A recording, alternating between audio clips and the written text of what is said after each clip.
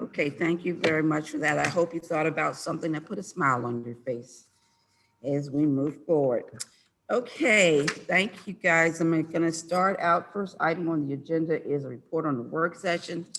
We definitely had a marathon, probably the longest agenda line item I have ever done the entire time I've been on the council or mayor, but we did get through it. And we didn't get to the next day before we finished. But I'll go ahead and just give you a summary. We started out with a conversation with Pepco in relationship to charging stations, which they have proposed at 40th, and we have since suggested a location at 40 at 40th Place and Newark Road. So we'll have some further conversation about that. We talked about the budget a little bit, just that we were needed to schedule for it and so forth. And we are scheduled our first budget for April the 20th, our first budget work session for April the 20th. And we had budget adjustments, which actually wind up on today's agenda. So we will be doing the budget adjustments here. We talked about whether or not we want to move the election, but we moved that to talk about it again in May. We did vote to provide $1,000 worth of scholarships to students from the community. And Chief Stone is the one organizing those scholarships. We did decide that we would leave our training budget for next year, not this year. We approved the camera upgrade in the building, which will allow us to get back on cable because we've been off cable for a while because of problems with the camera system in the building, and we approved moving forward with that. We approved moving forward with the welcome sign funding, but we agreed that we would talk further of a more substantial fund.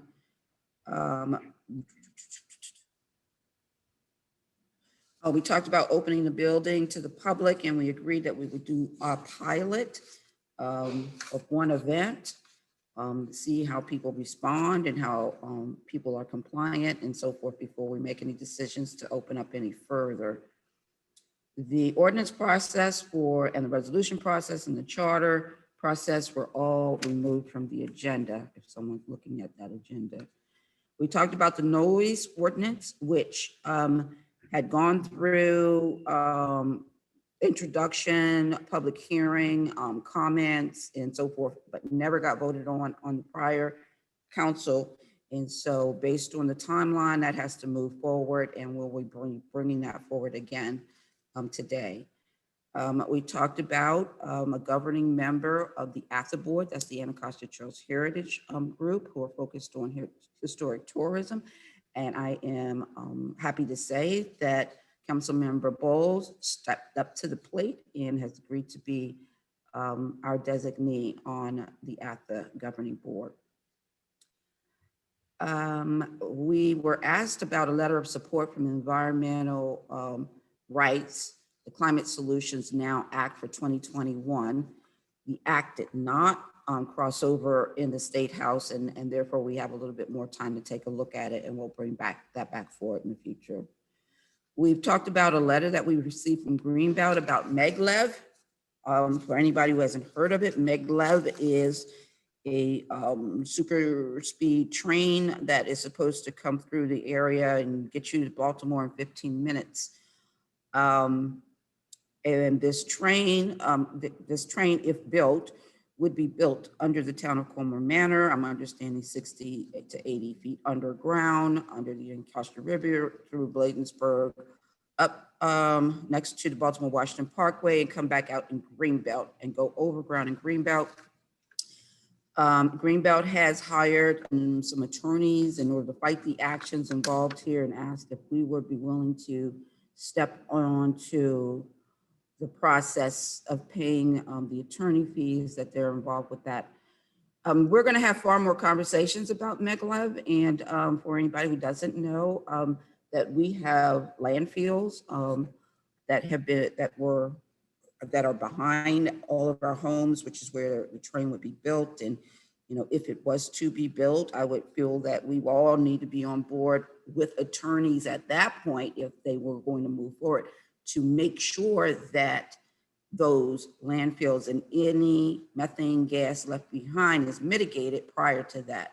Anyway, we decided to, let's see where Greenbelt goes with theirs right now. But I do, I personally think that, if we're going to need an attorney, it's going to be very specific to something that we need here in the future to protect ourselves.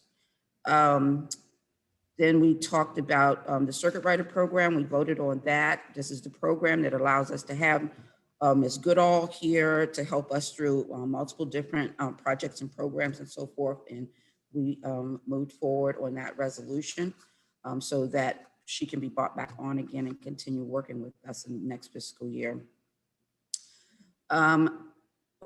We had a conversation related to Anacostia Trails Heritage Area's proposal of Doolin Creek Trail that would go through Kearney Circle and pass through behind some resident properties that would go over into the roadway that takes you into the ball fields. And whether or not the resident should be allowed to be able to plant something on that property. It does appear that property belongs to Park and Planning and not the town. And so we said we would look at it further and see, if it's something that they're interested in doing there. Park and Planning doesn't usually let anybody. It's very, very difficult to get to do anything on land that belongs to Park and Planning beyond them. But we said we'd look into it a little bit more. April was Kids in the Park month. Unfortunately, we didn't seem to have the capacity to move something forward with that. We talked about the dedication of Green Street and the intersection, doing a ribbon cutting of the location. If anybody hasn't paid attention or noticed it, that we now have permeable pavers on our street at 40th and Newark Road, probably one of the first in the county. I'm trying to verify that, but I think it is on a street. Lots of people have them, lots of places have them in their parking lots, but ours is now, we now have an intersection, and hopefully we'll have a couple more intersections coming soon. Ms. Goodall suggested that we wait till we get the artwork done before we actually do the ribbon cutting. So we'll keep an eye and take a look at when we want to do that ribbon cutting. We talked about getting a red light camera on 40th and Bladensburg Road and asked Mr. Baden if he would start the examination process to see if there's some feasibility in doing that. We talked about the Port Towns Community Development Corporation and just about getting together with the other towns to start to revive the organization and trying to figure out what the status is. We did talk about the American Rescue Plan, which you've heard Mr. Councilmember Bowles to speak about, and trying to get an understanding of what's in it and what can we do with it. And do plan on May 6th to have a really in-depth conversation about it. By then, we should have guidance that have come from the federal government. We talked about Earth Day, which is which is being recognized on 4/24/21, and also Growing Green May 1st, which is a county executives program. That both days will be cleanup days. Leading up to those cleanup days, we are planning, the chief just last weekend started putting out materials around Monroe Park about picking up your dog poop, and we'll be putting up some banners soon about keeping places clean, doing some door hangers, outlining some things that people should be considering about keeping their area clean and what it means. And so we're just going to go on to a clean frenzy or trash-free frenzy to see if we can actually really start to get people more involved in that and committing to being involved. We did vote in order to provide the garden club funds that were already in the budget for them. We did residential plantings. We talked about residents planting on property that belongs to the town, that's not in front of their house, and the process that should be happen there. And agreed to contact that person in writing to the person we are aware of that it was necessary for them to remove the tree and hopefully replant it someplace on their own property. And then we talked about create the stormwater management cheat sheet, which is what we were talking about. Abigail has been working on, and Councilmember Bowles has been assisting. Whew. So that was our work session. Was pretty productive, although exhausting. But I thank all of you for your participation because it really covered a lot of things that helps us start the ball rolling on certain things. So the next item on this agenda is council member reports. I will start with Ward 1. Councilmember Harding. Thank you, thank you. So I don't have much to report on. I would like to start by saying I'd like to remind our residents consideration of your neighbor. We're going to start really working in on community culture, and I can actually segue from that. Ward 1, I have a resident named Monica that I'm going to be working with to create a Hispanic outreach committee. And from there, we're going to try to funnel them back into our town hall and basically really engage a population that doesn't get to speak that much. But as I was referring to in the consideration, it's getting warmer, so there's going to be a lot more parties. And we live right next to each other, and it's no reason that music should be going 2 blocks down. I recently had that situation happen to me where I'm on 39th and I'm hearing music from 41st.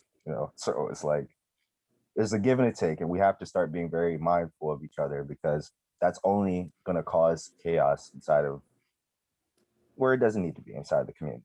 So that's one thing. The second thing is you already spoke on it. Earth Day next week, we're going to be doing a cleanup.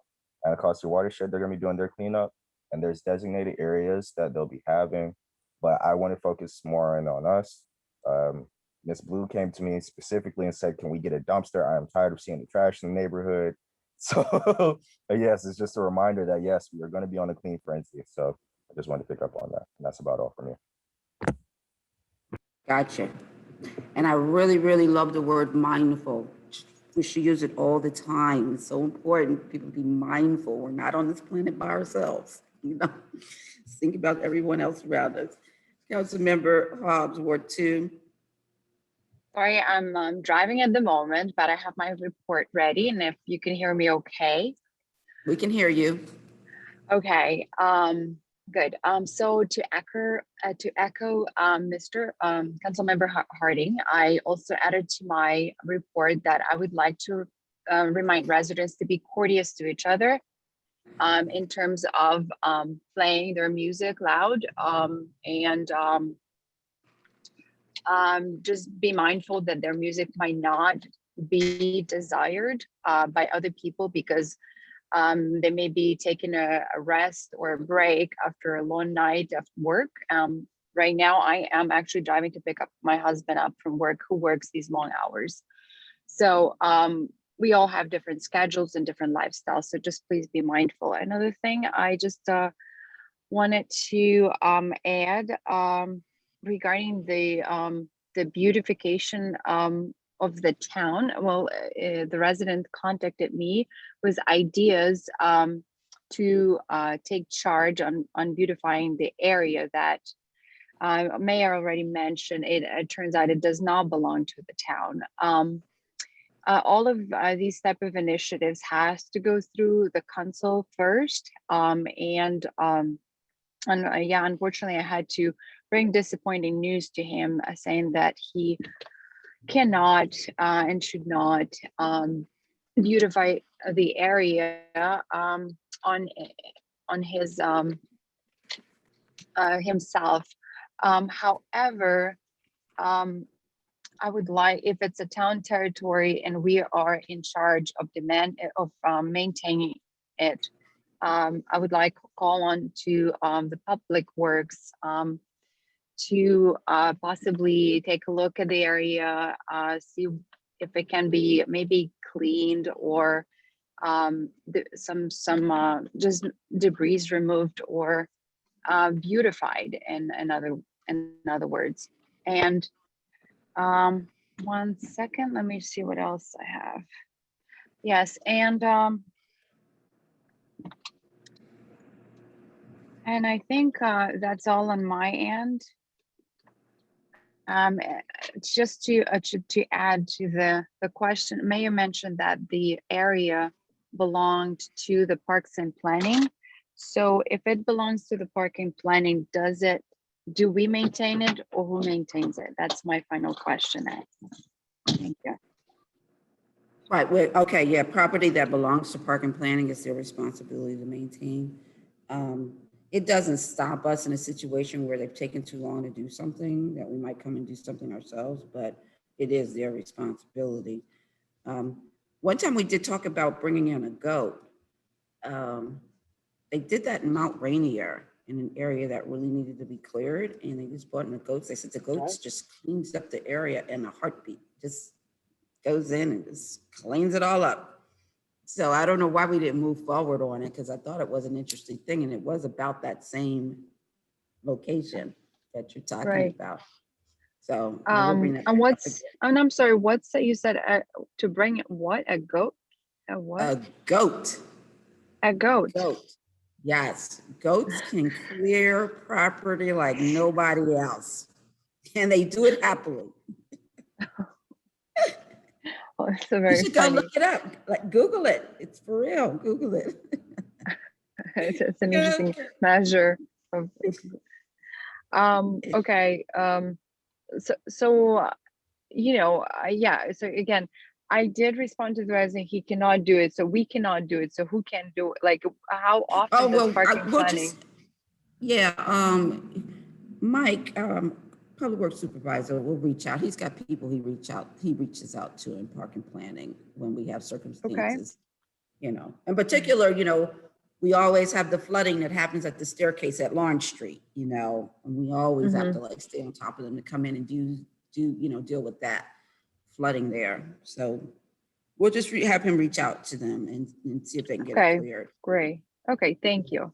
And I know there were some plans regarding that area, so I also informed the resident that the bike trail that we are talking about that. So hopefully with time, that area will be cleaned up. Um, one More way or the regular. other. I hope so. Yes, I just hope so. It's either the project that we're trying, or at least the park and planning can come in and clean it for now before we have a certain plan with the bike trails. Right. Okay. Well, that's all. Thank you for Thank you very much. Appreciate it. Okay, Ward 3, Councilmember Bowles. You do have to unmute. Sometimes it's best if I stay muted. Don't start us now. No, I'm giving you permission. Go on and say it. Happy spring, everybody. And I just want to say, we live in a beautiful community, and it's no more beautiful than it is in the springtime. So on my ward walks, I have seen dogwood blooming, the hellebores in my front yard, the Lenten roses are up, the tulips are popping, and the daffodils have been going now for a couple of weeks. The natural beauty here is amazing. And if you take the time to leave your home and walk the streets of Colmar Manor, I think you'll grow in appreciation not only of the parkland around us, but also of what we have here. We have a beautiful collection of trees in town that are unique, and we really are a tree city. So I hope to see you out on the street, and masked or unmasked. I'm so shot up now, we're good. Monroe Street Park, as the mayor mentioned, which is in Ward 3, also known as Mayor's Park, reopened. I just wanted to say thank you to the citizens who responded to the request to be more mindful of cleaning up after their animals.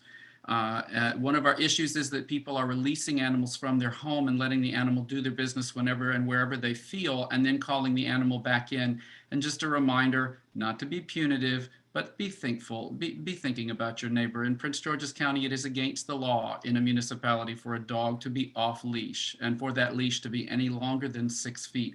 It's also the issue, we love our babies. I love my dog like it is my son. And I have witnessed dogs getting nearly run over by cars, not paying attention to stop signs. And so we want our babies to stay alive and we want our streets to stay clean. And thank you to the chief and for Public Works for paying special attention to that area and for reaching out to citizens who had been identified as those who might be releasing their dogs without monitoring. So thank you for that. Trash does seem to be improving. Poop seems to be improving. We came on board with Melinda mentioning poop in her ward, and I jumped on that with trash, and we've been talking about it. And I think the word is getting around. So thank you to Public Works. Thank you to the citizens. Mondays are still kind of tough. On the weekends, if you're having a party, try to get that trash in a bag and then get it in a trash can, because Monday morning, Newark Road looks like the leftovers of a big old dance party. And I don't know if we want large 12 packs of beer as the advertising symbol of Colmar Manor. The mayor mentioned the maglev, and so we spoke about that last week.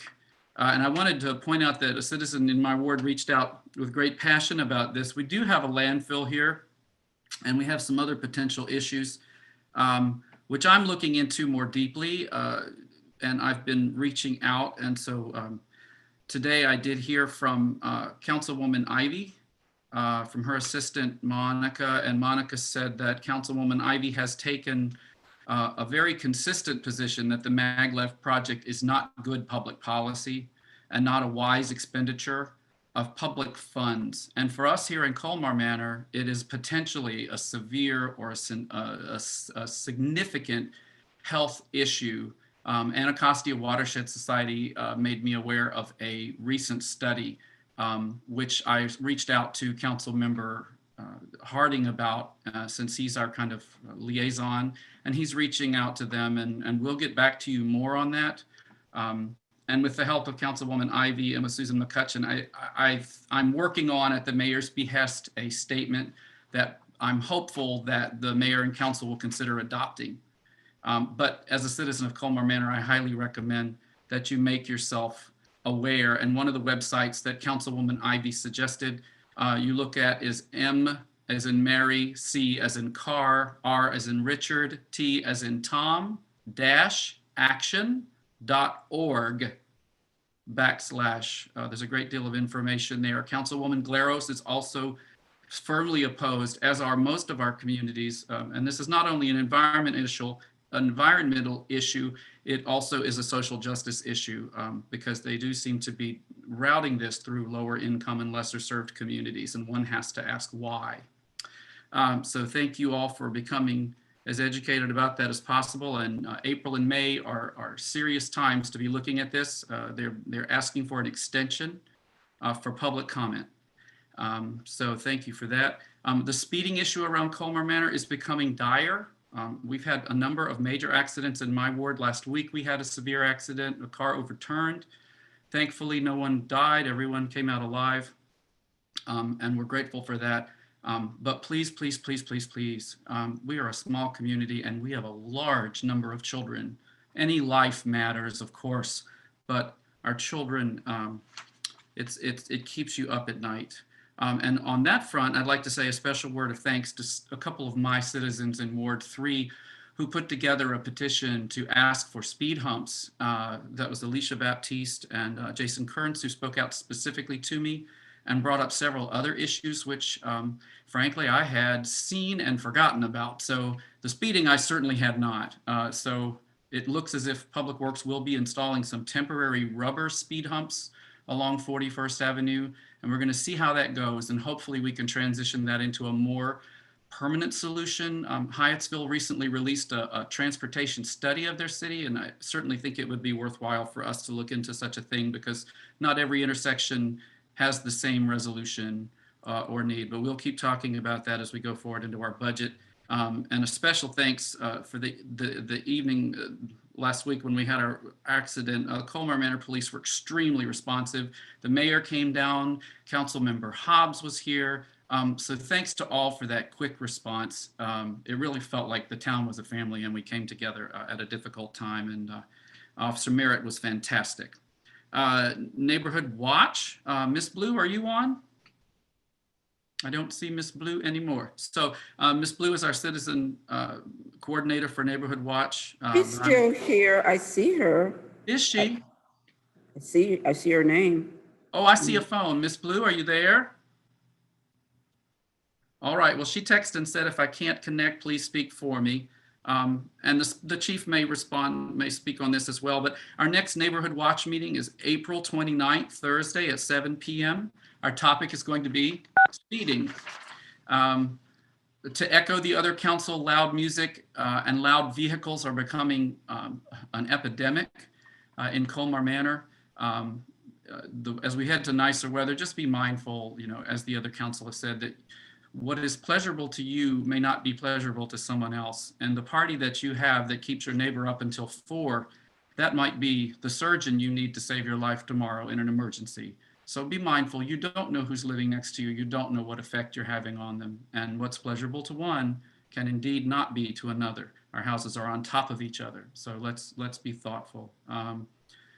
Animal issues. I had an opportunity to work with one of my council citizens this week on an animal issue. The family had been releasing or allowing their dogs to escape their property, and the dogs were defecating on other people's property. It was a very pleasurable interaction. I explained to them what the county laws were. I explained that the citizens in their ward were not trying to come down on them, but we're simply asking politely if they would keep the animal on the property. And that evening I saw those dogs on leash.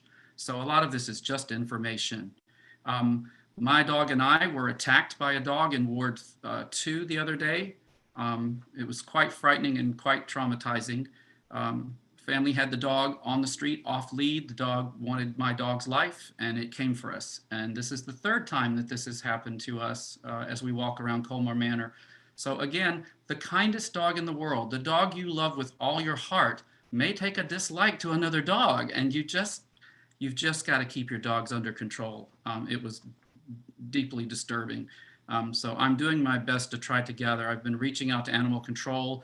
I've left messages. I'm not getting a call back. I may just take it upon myself to print out a brochure that they have about animal control and how to control your animal in Prince George's County, just so that everyone is educated on what the rules are. And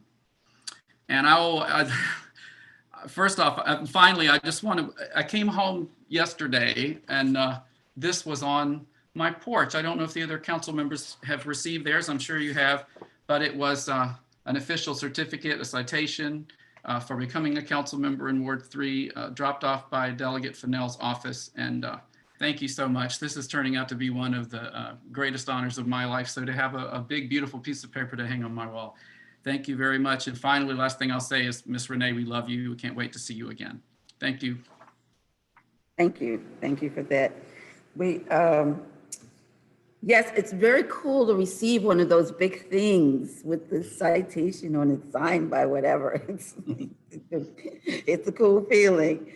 Thank you. I'll go to Councilmember Mendoza, Mayor Pro Tem Mendoza. Thank you, Mayor. Good evening, everyone.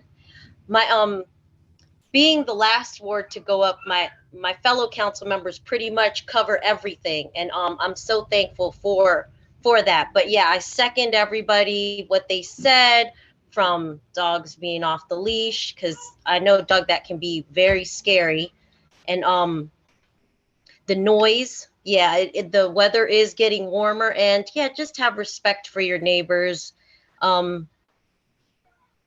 Music, the same music might not just be for everyone, right? So yeah, that's all. I don't, everybody's covered everything. Thank you. Well, thank you very much. Thank you. I do want to mention that we're moving forward with the speed bumps on the 41st Avenue. I'm trying to stay under the $500 mark. So with the temporary bumps that we put in, so that we don't have to take additional action to fund it, which is what we would need to do if we're going to go over. So Mr. Gorham is trying to find a way that we have 3 instead of 2, which may or may not work out, but he's working out things or whatever. And I want it to happen as soon as possible, because it's something we've consistently heard from. And especially once we receive a petition from the residents on a particular street, a significant number of people who are all rallying to the same cry, then we need to take action. So I'm looking forward to doing that. So it's the mayor's report. A main thing, I mean, I put a lot of focus on this month, has been trying to get our site here a location for vaccinations. And been in communications multiple times with the county and trying to get them to understand. My goal is that particularly, I don't know why, I feel so close to this, but I feel like, I mean, we have a lot of restaurants in town. We have 10 restaurants in town. And one of the things that happen, and restaurant service providers are about to become the, phase 2C come open. And I don't know if everybody understands the dynamics of the people, particularly in a fast food environment, who don't have the ease of spending any time they want to just go up to Sports and Learning Center or go whatever. If we can accommodate our people who work here, and a lot of them live here, right here, it will be best for them. And in fact, when the county called our staff to come and get their shots, they called them all to come get their shots on the same day. And so by calling them all on the same day to get the shot, they were all sick the next day. So if you can imagine if you're a restaurant owner and they call all your people for your restaurant on the same day to come, your restaurant's likely closed the next day. So I was hoping to be an intermediary into that. I've been in communication with Mount Rainier, North Brentwood, Ladensburg. I pretty much heard back from most of them that they all want to participate in this process. So I did finally get a good meeting with the county last week. I made a video of our facility so they could see what it looked like. And all around, I'm waiting for their logistics group to give us a call so that they can really finalize what might be a date. But I will be pushing this out to people very shortly, and hopefully all of our residents over the age of 60, which is also in that round, will be able to come right here and get their shots and not have to be running all over town, just like everybody is right now, running all over the place trying to find a spot. So that's where a lot of my energy has been, in addition to dealing with this budget, which has been eating me a lot.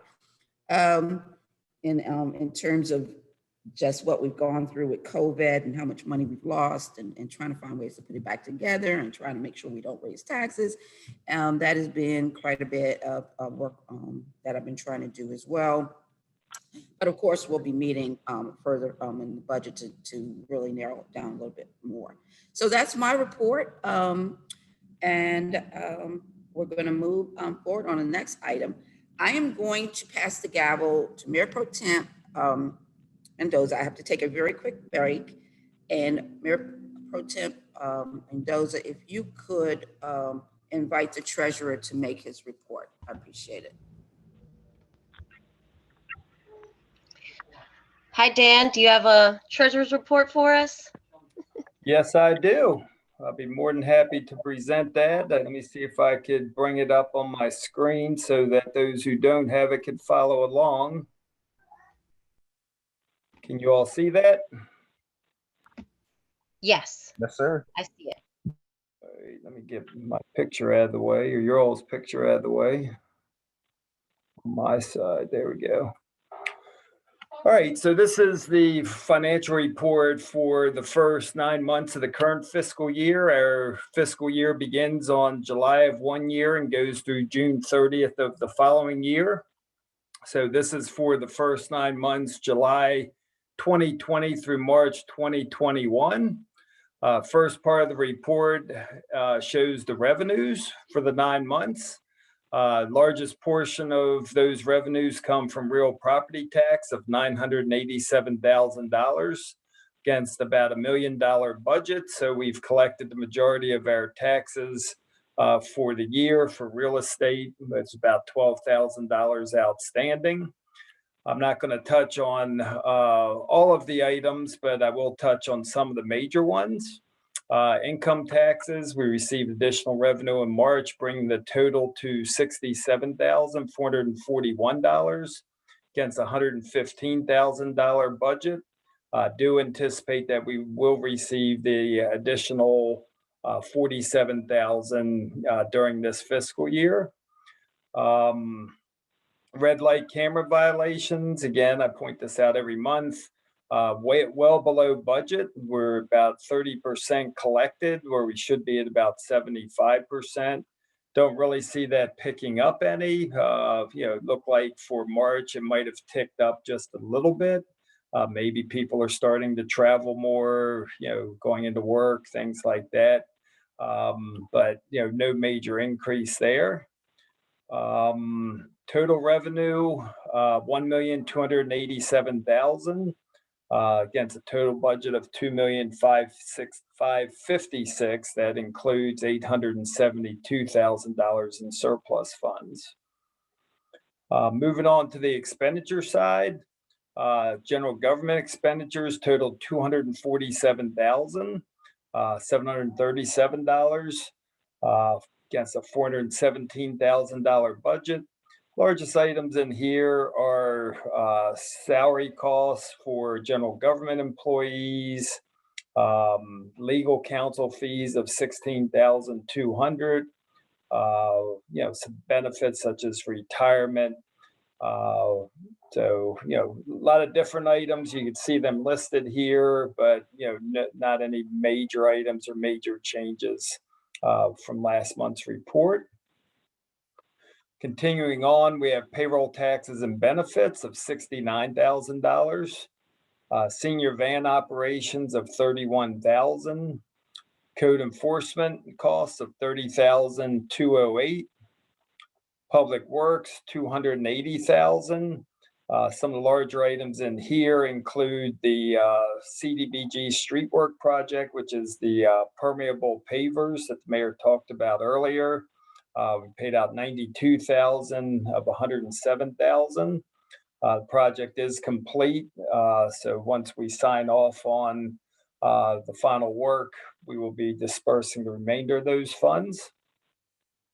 We also have the waste collection included in here of $57,258. So the total is $280,000 for public works. Community center town hall cost $228,000. This is for the operation of the town hall. Biggest portion of that is associated with debt service, which is the loan that we took out to construct the building back in 2010. Under public safety, total cost of $262,000. You see the largest of that cost is $198,000 for salary, and the rest spread out amongst all the other expenditure accounts there. Community center operations is well under budget, mainly because the building's been closed for the last year. So we only spent 39% of the budget for the community center. And then the last category of accounts are the COVID costs, expenditures. These were funds we had received from the county. We spent some last fiscal year, the rest of it this fiscal year, and that totaled $52,000. Total expenses for the 9 months were $1,232,000, which if you subtract that from the revenue I provided earlier, you have a net income or net surplus of $54,000 at this point in the year. So that's a quick overview of the report, and ask you to accept it as presented. And I'll be able to answer any other questions you have.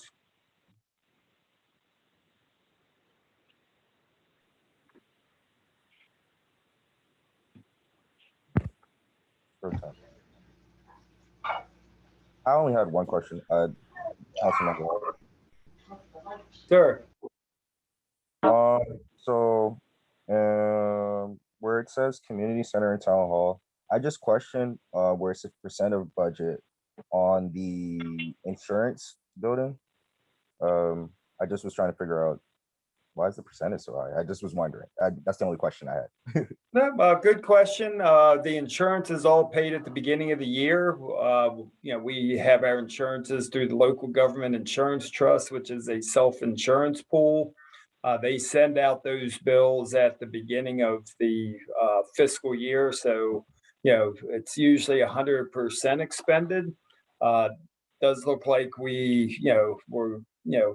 amount billed was higher than what we had budgeted. So, we are over budget by $934. Thank you. You're welcome.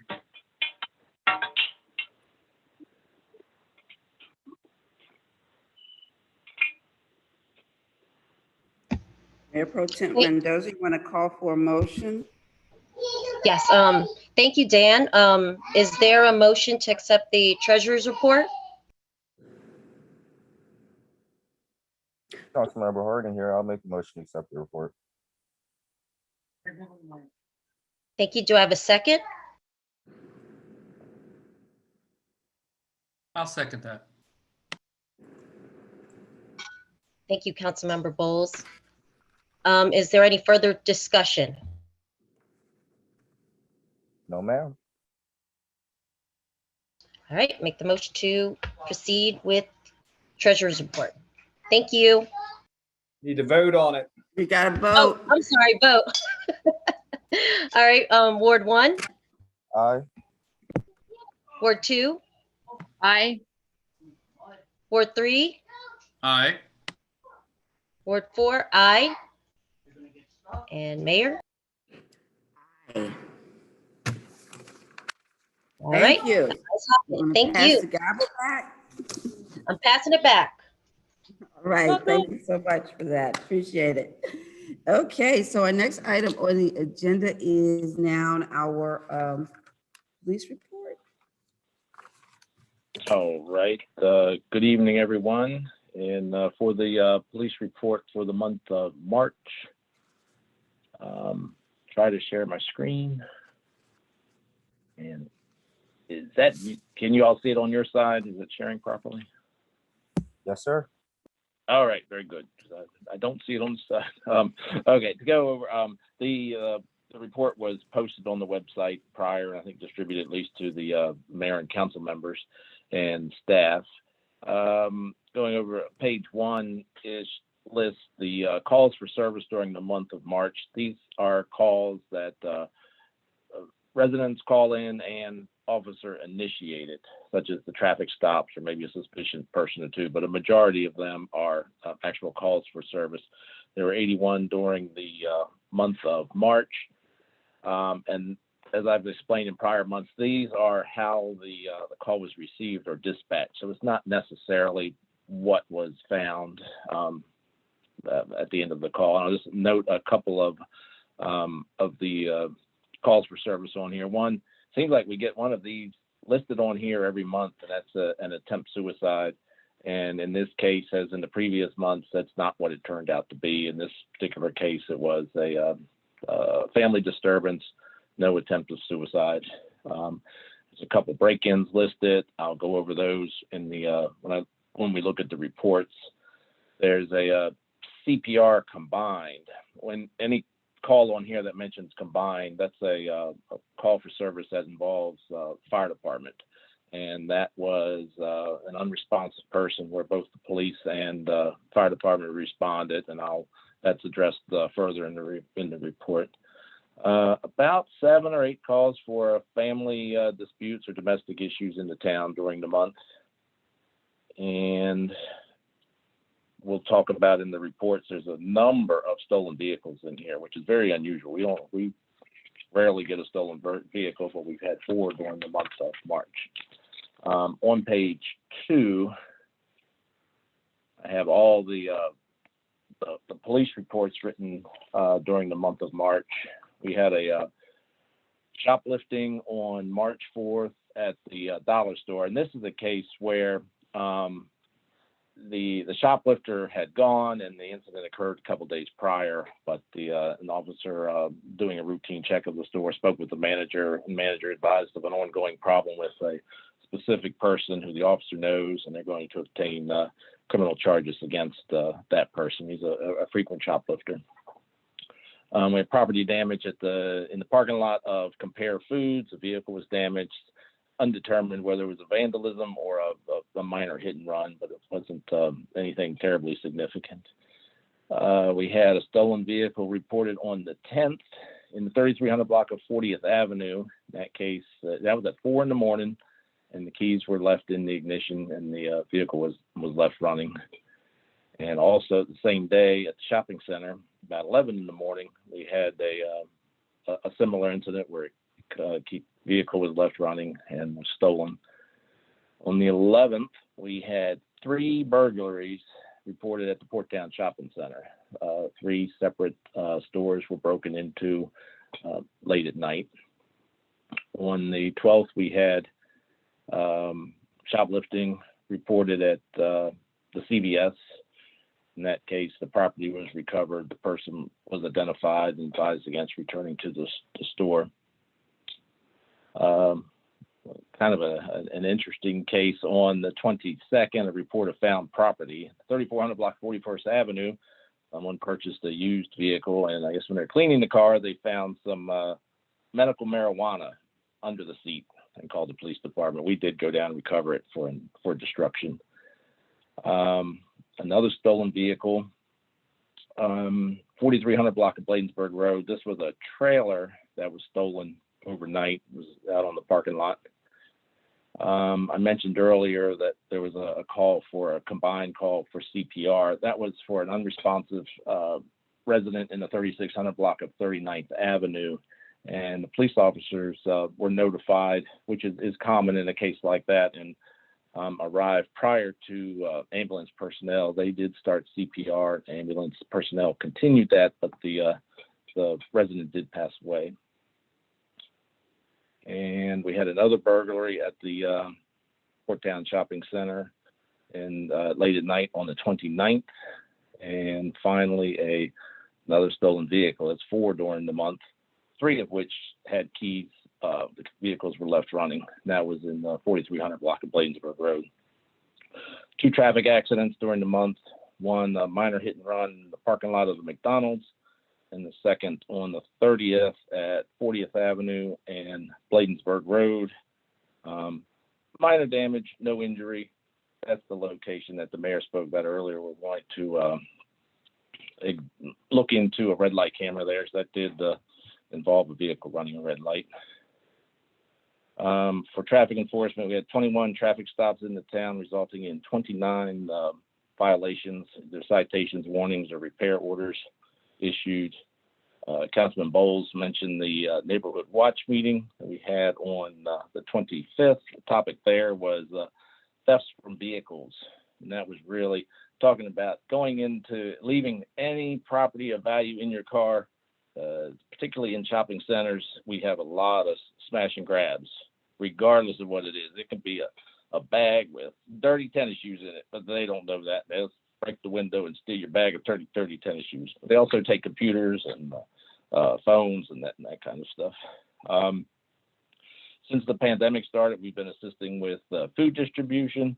That usually occurs on Thursdays, but sometimes we get a surprise delivery. We did last week. I encourage anyone that wants to participate in that to contact the town hall. So we don't generally do like a Facebook notification, but we do send out text messages and emails. Going back a little bit on the neighborhood watch, next meeting is April 29th, and the topic being speeding. I think I'm going to throw parking in there, a little bit of that to discuss that as well. Although it did not occur in March, we have in-school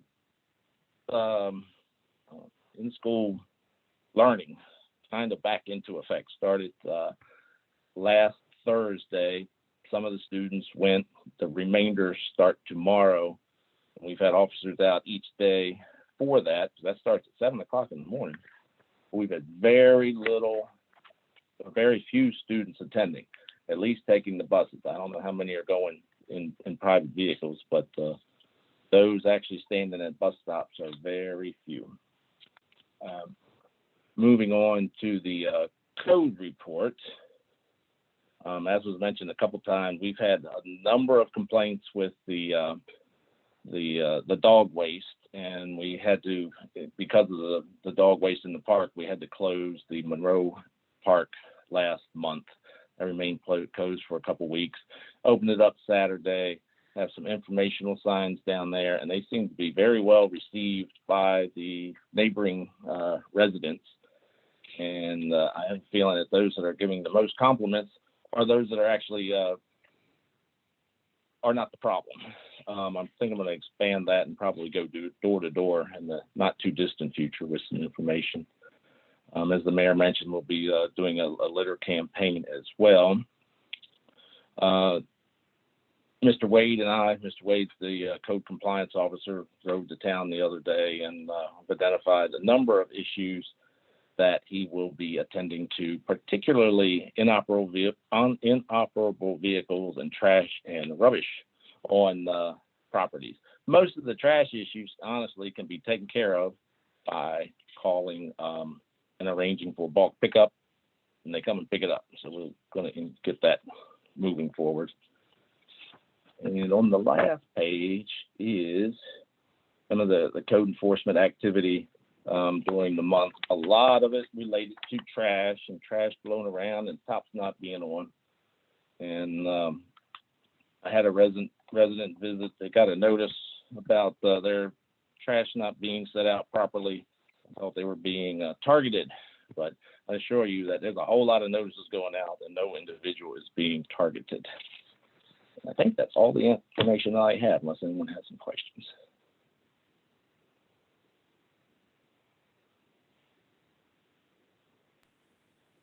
No, sir.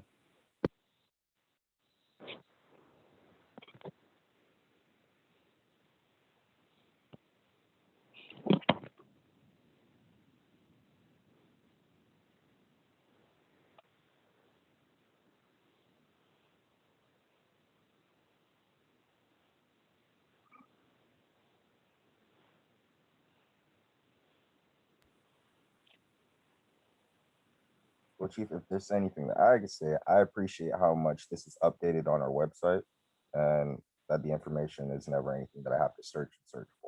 So I definitely thank you for that and your diligence on that. I appreciate. Thank you, Councilman Harding. And I seem to have lost my video on my computer, and I don't know how much of that report was made or how much of, if anybody heard anything. I heard that. We heard you. All right, good. As long as you heard Mr. Harding, we're good.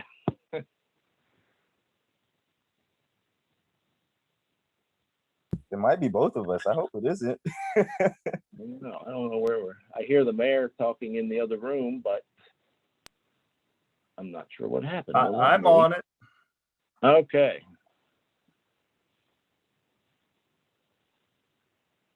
And let me. Was kind of weird that you were on two different screens though, Tracy. I don't know if that knocked anyone else out, but I've got like your report on one screen and you and Malik on the, there we go. I'll stop the sharing. Maybe that'll fix things. You back in, Mayor? Oh, you guys can't. Oh, Lord, I'm sitting on mute like crazy. I'm wondering why is no one responding to me? I was asking, does anybody want to accept the report? I responded to Councilmember Harding. Does anybody want to make a motion to accept the police report? I motion it, Councilmember Hobbs. Okay, Councilmember Hobbs. Is there a second? Councilmember Mendoza, I'll second that. Mendoza, okay. Call for a vote. I mean, any discussion? Thank you, All right. Chief. You're welcome. I'll call for a vote. Ward 1, Aye. Ward 2, Aye. Ward 3, Aye. Ward 4, Aye. and the mayor votes aye. Okay, is there any, so we want to do community reports right now. We have somebody representing the Garden Club. Yes, hi, it's Doretha. Hello, Doretha. How you doing? Good evening to everyone. Evening. Saturday is the 17th, April the 17th. We are working in both gardens. This is a big project. This is our annual cleanup for planting. So, I mean, if you can plant already if you had paid and agreed to our contract. You can go ahead and start planting in both gardens. It depends on what garden you're in. But this Saturday, Reverend Addison Group, End Time Harvest Minister You, will be coming in at 11 o'clock. I think we agreed to 11 o'clock. We're going to meet on the outside of Colmar Manor Town Hall and start splitting people off to which garden they're going to be working in. The East Garden is probably it's going to be one of our major projects. We're putting down soil.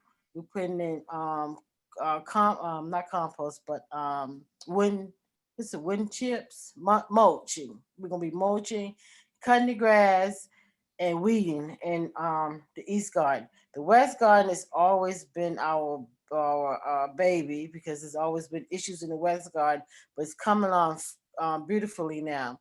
We're not going to be doing as much, but we're all doing weeding because it's one of our biggest gardens, so we're going to be doing a lot of weeding. So we're going to have hopefully at least 24 people from her organization to come help. And I'm asking everyone that, if you're not busy, come out, pitch in to help with the cleaning up and the gardens, trying to get it beautified. We did apply for the Prince George's County beautification for both gardens. This year, if we get it in with the West Garden, I think we end up getting the trout, the golden trout. I think it's this year that we get the golden trout because it's be our 5th year for the West Garden.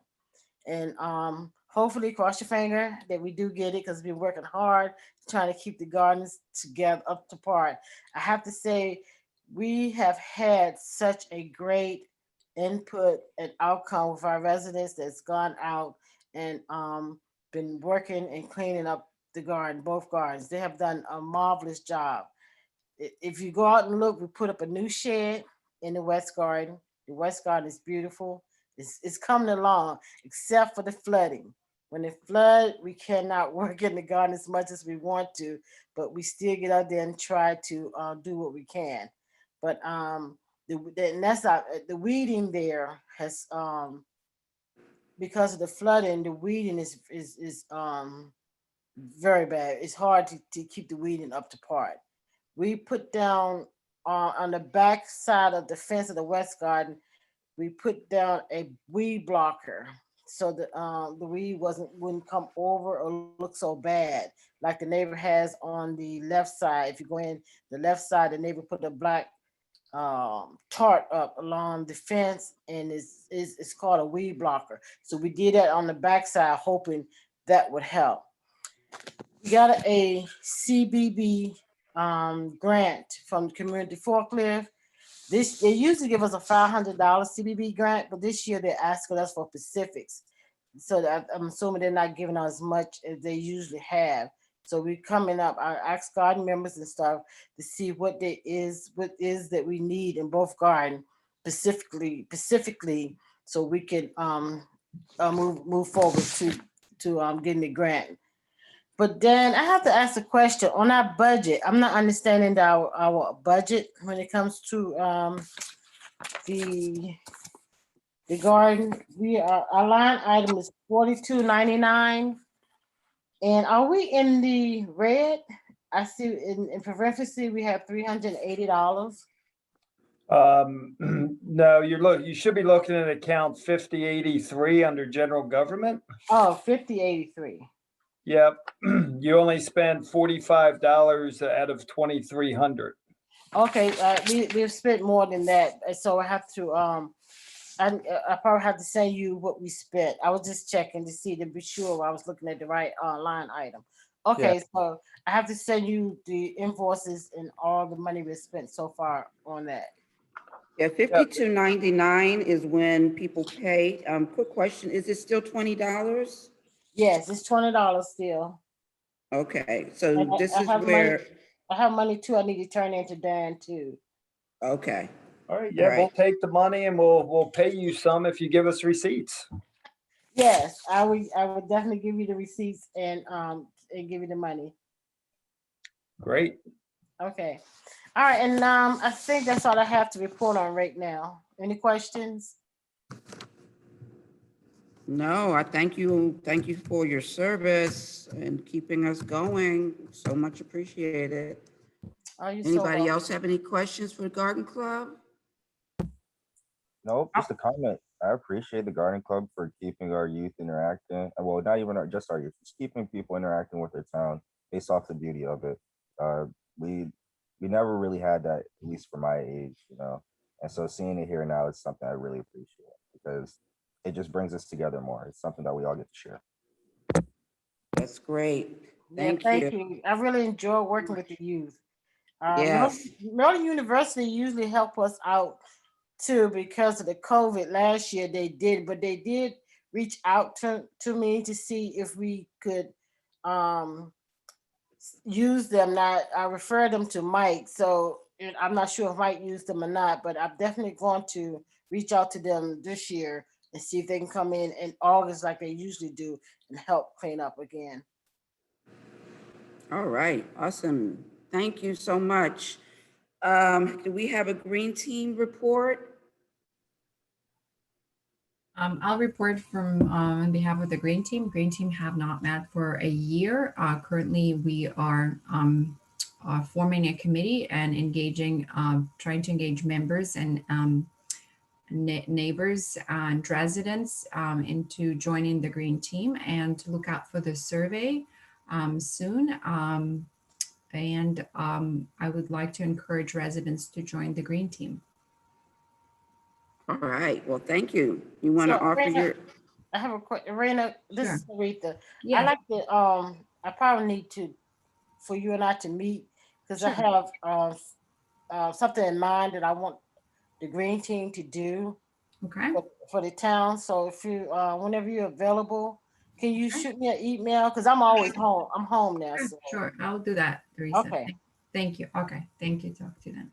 and Teresa has played a huge role in keeping our sustainable Maryland certification up to speed and with that record keeping. And so it would be a really good to make sure, Teresa, that you're passing, getting somebody else with that knowledge along with you, on working on that. It's fun working together on putting, keeping that package together, but the certification, we have to keep updating it. And I just want to make sure everybody knows that our permeable pavers that we have there at 40th is a big, giant number that we're going to get points for. So don't forget that as part of the process. A report from Anacostia Watershed Society.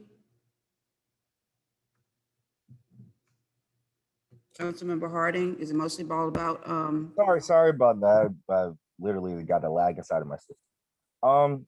Well, I spoke a little bit earlier on the Anacostia Watershed Society, but recently got some information on new efforts that they're doing with the Maryland Black Mayors, and it's basically about a greenhouse, model green homes, and essentially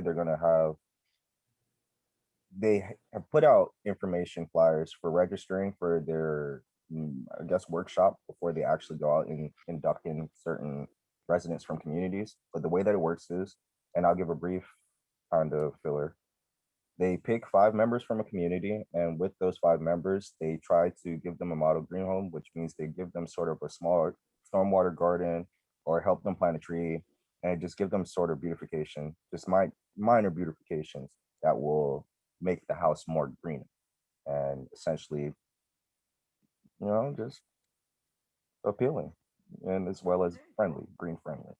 The second thing is, I'll reiterate from earlier, their Earth Day cleanup is next week on the 24th. They're going to be planning a meeting this Tuesday for basically just the execution of it on the Saturday. And if you would like to still participate, I believe you can still sign up online. If not, you can email me and I'll try to get your name or hand warm off you to the Anacostia Watershed staff and see if you can further your information from there. So beyond that, I'm looking to have Ariel Tarhan come and speak to us all in our next town hall. So if there's any way that, we can link, well, she emailed me already saying that she'd like to, but if there's any way that our staff inside of the office to reach out to formally create that schedule, that'd be great as well. Okay, yeah, that'd be great. And also the green team too. Maybe a good group for her to, speak to on the Yes, ma'am. greening of. Yes, ma'am. Okay. Well, thank you very much for that. Appreciate it. Do we have a report from PGCMA, Councilmember Mendoza? No report for now. Okay. Is there a meeting this week? There is a meeting this week, Okay. on this Thursday, 7 p.m. You should be getting the link soon. Okay. And where's it going to be this time?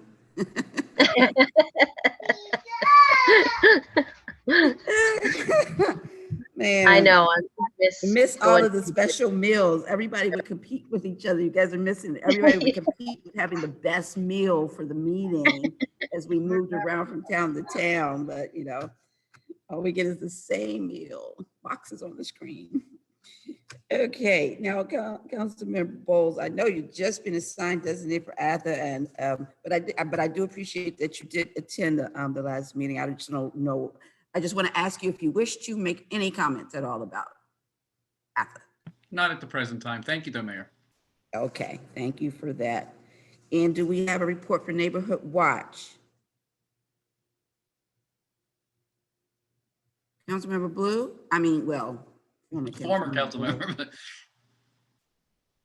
I see you. What? Slash through the phone. Well, maybe if she comes back around, we can hear from her. Councilmember Bowles, did you already add what you needed to about Neighborhood Watch? Yeah, I would just say that the Chief's Officer Chavez did a fantastic presentation on how to avoid having your car broken into. And the meeting was well attended and the citizens were involved with lots of questions and comments, and it was very encouraging. So as we go forward, I encourage you all to continue to come, and hopefully as the weather warms, we'll be transitioning to in-person locations, usually around the town, perhaps on a corner, and sometimes at the town hall. So please keep your voices being heard. We hear you. We want to help. Thank you. Thank you very much. Appreciate that. And so the seniors, normally we got a good report.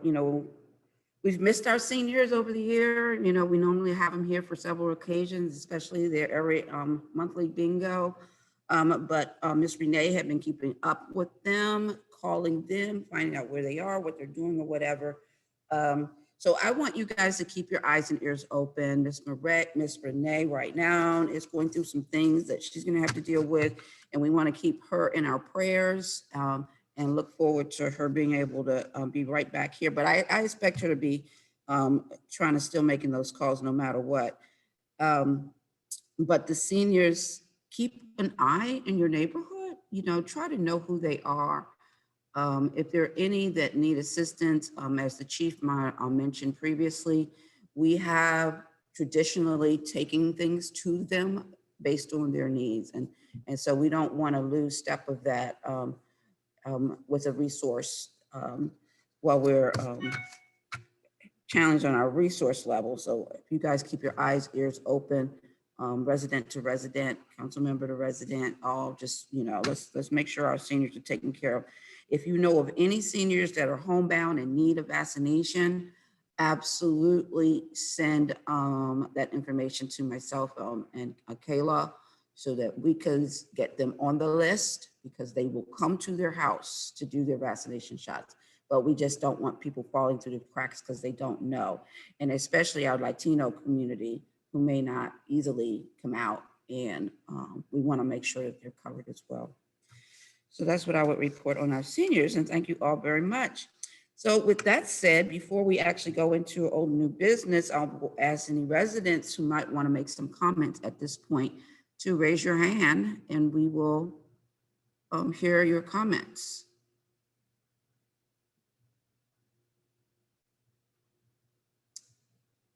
I don't see any. We will have another opportunity after we've gone through old and new business. I know some residents want to talk early, so we moved it up earlier before the actual old and new business. But some residents might want to listen to the old and new business before making comments. We're here to listen to you no matter what. We have no minutes to approve this meeting. And so now we'll go to old business. The old business is the sump pump discharge, which we just had a public hearing on. And this is open for adoption. If a motion is made to move forward with it during the discussion period, changes can still be considered beyond motion. If there's some change that is a council member is interested in making prior to the actual vote. But at this point, if someone just wants to ask questions, we can do that. But in order for us to make any alterations to the actual ordinance, we would need to have a motion in a second.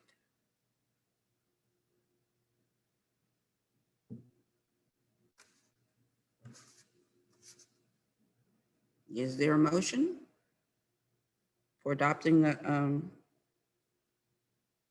sump pump discharge?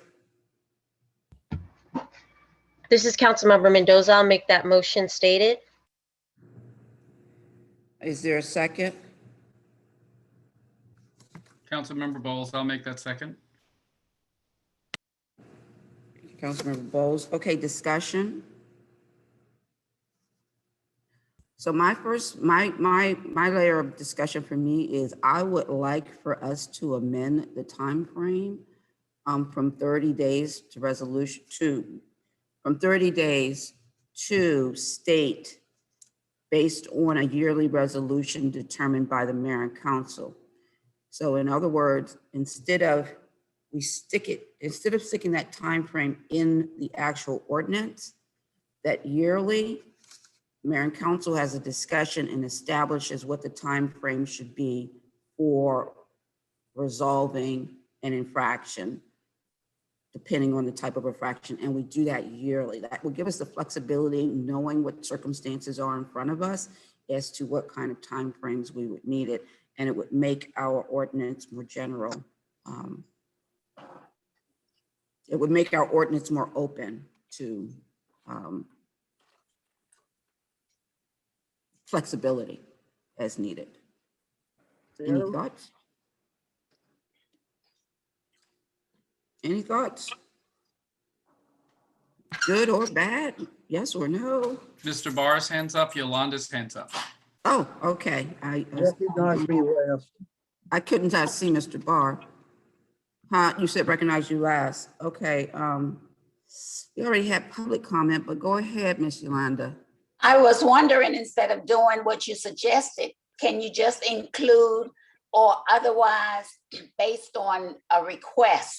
It would be evaluated based on individual requests instead of having to keep going back yearly to review it. If you put that 30 days or as requested for an extension, something to that effect. That could work. I mean, I do think we need some flexibility in there. So that means that I'm fine with that. I'm fine with whatever suggestions anybody has that may help us have some flexibility, as been mentioned by the community that we've heard from the community on. Mr. Barr? Mayor, you're talking about section 9-115 appeals. 115. No. I'm talking about appeals. I'm actually talking about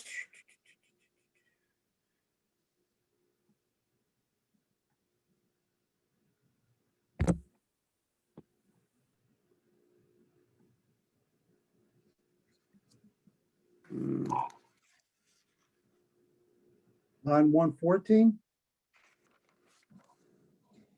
there is some place here where we give people 30 days. provided that the owner or occupant effectively shall be given at least 30 days written notice, delivered in first-class mail to do whatever they're supposed to do. That is a 9111. Okay,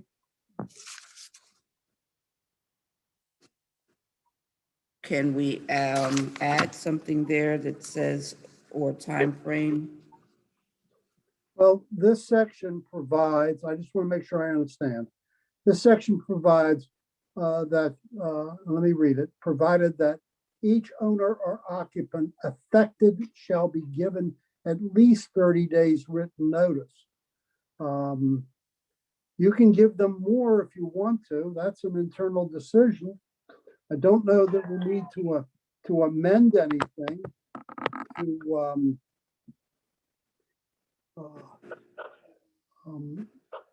add additional time there. I think that's a decision that can be made by town department heads or by the mayor and council. But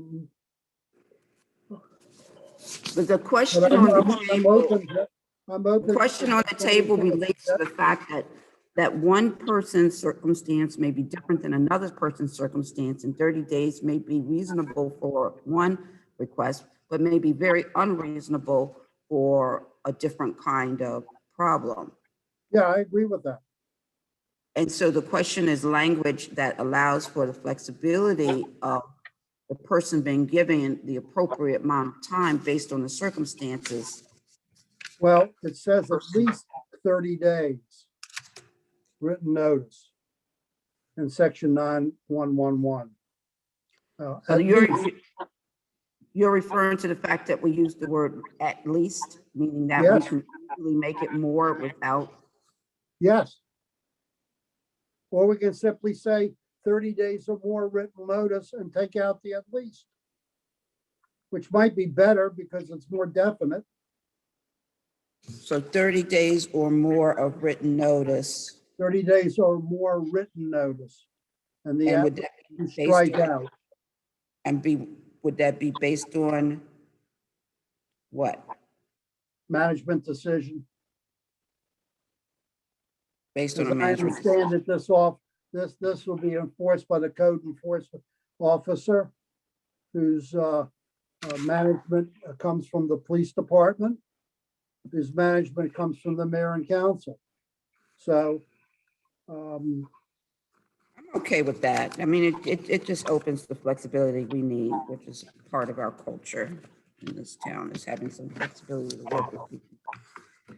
Mayor, may I? so that's what we want to do. Councilmember Bowles, let me hear from Councilmember Bowles. I understand and I'm sympathetic, and I think the document, as Mr. Barr has created it, offers that opportunity to the citizens as it is written now.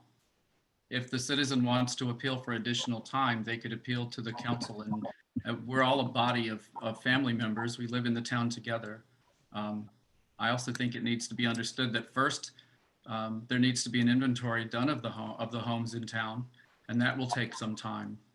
Once those homes are determined, we mentioned earlier that some of those homes will be very, very quick fixes and very inexpensive. So I would be in favor of adopting the document as it is, because as I read it, I believe Mr. Barr has already given the citizens the opportunity to ask for an extended amount of time. I just think we need to help them understand that.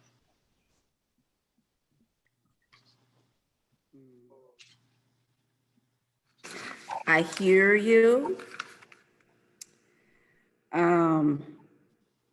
But there's a part of me that would like to ease that burden of requesting an appeal on so many residents who are already challenged with just working a couple of jobs and trying to make ends meet. If a resolution could be found between the resident and the code enforcement officer at that level, or even at the level with the code enforcement officer and the chief, I'd like those opportunities for resolution that be handled before going to an appeal process. And Does now, an appeal need to be anything more complicated than simply an email to the mayor and council asking for additional time?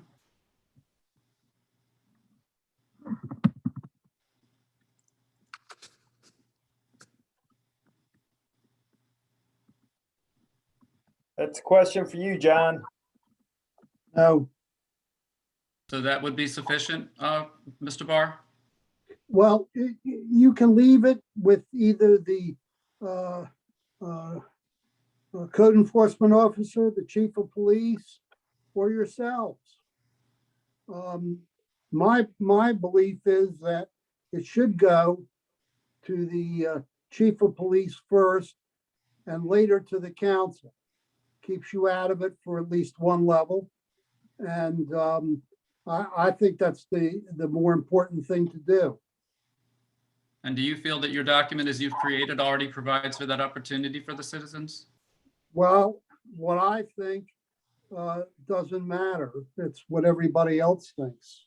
Does the legal language of the document that you've created leave that opportunity open to the citizens? I think so, Thank you. but I'm only one lawyer. Well, you're our lawyer. But again,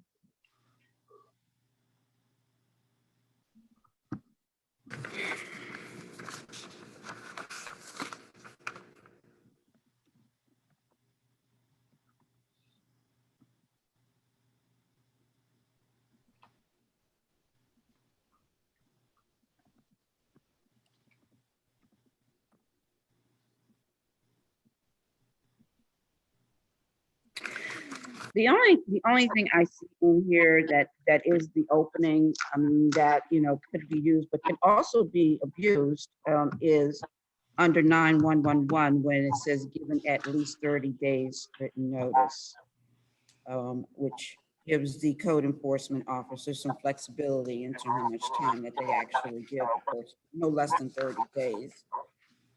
And I suppose we can work that way. If someone wanted to say, if the code enforcement wasn't willing to give them some more time. But the process, I do personally feel like the process of a petition, request for permit, approval of a Maryland certified engineer, final determination hearing, 60 days subsequent to that, 90 days for something else, then an appeal that can go to the Circuit Court of Prince George's County, Maryland. Heavy, it feels heavy for the community that we have. And I don't mind all that stuff being there. I would just like a little bit, I would love to have something that's just a little bit tighter in it being resolved at the code level. But leaving us all these other openings for when someone is disagreeable completely. So I like what Mr. Bard said before, that given 30 days or more, depending on the individual circumstance, and if we just change just that little piece of language there, then we really open it for the code enforcement officer to work with the resident. But we would need the maker of the motion to accept that change, which is, who's the maker of the motion? I was Councilmember Mendoza. Yes, Councilmember Mendoza, would you accept that amendment to the current language? I'll make that motion stated. would you accept it? You accept it. Yes, I accept it. Councilmember Bowles, would you accept this amendment? I'm not sure I fully understand it. Could you explain it one more time, please? Okay, so under the 9111 notice and review, it says provided that each owner or occupant affected shall be given at least 30 days written notice delivered by first-class mail posting of the property in the conspicuous location or personal delivery certified, blah, blah, blah. So this is where they're being given notice that something's wrong, and they're giving 30 days to take care of it and or of course appeal. But what Mr. Barr's suggestion was to say, instead of saying given at least 30 days written notice, was to be given 30 days or more written notice, depending on the circumstances of the property. Mayor, I'm not trying to be difficult. I honestly, when I look at section B that follows that, It says in the event that an owner or occupant files a timely application, which could be as simple as an email to the chief or the mayor and council, whichever way, within 30 days pursuant to this section, enforcement of said order may be stayed until a determination has been made regarding the application and petition. I feel Mr. Barr has created a thorough and already flexible document. And I don't think we have to be harsh on the citizens. I think the document's clear and functions well as created. I'm not sure I understand the need to change it. All right.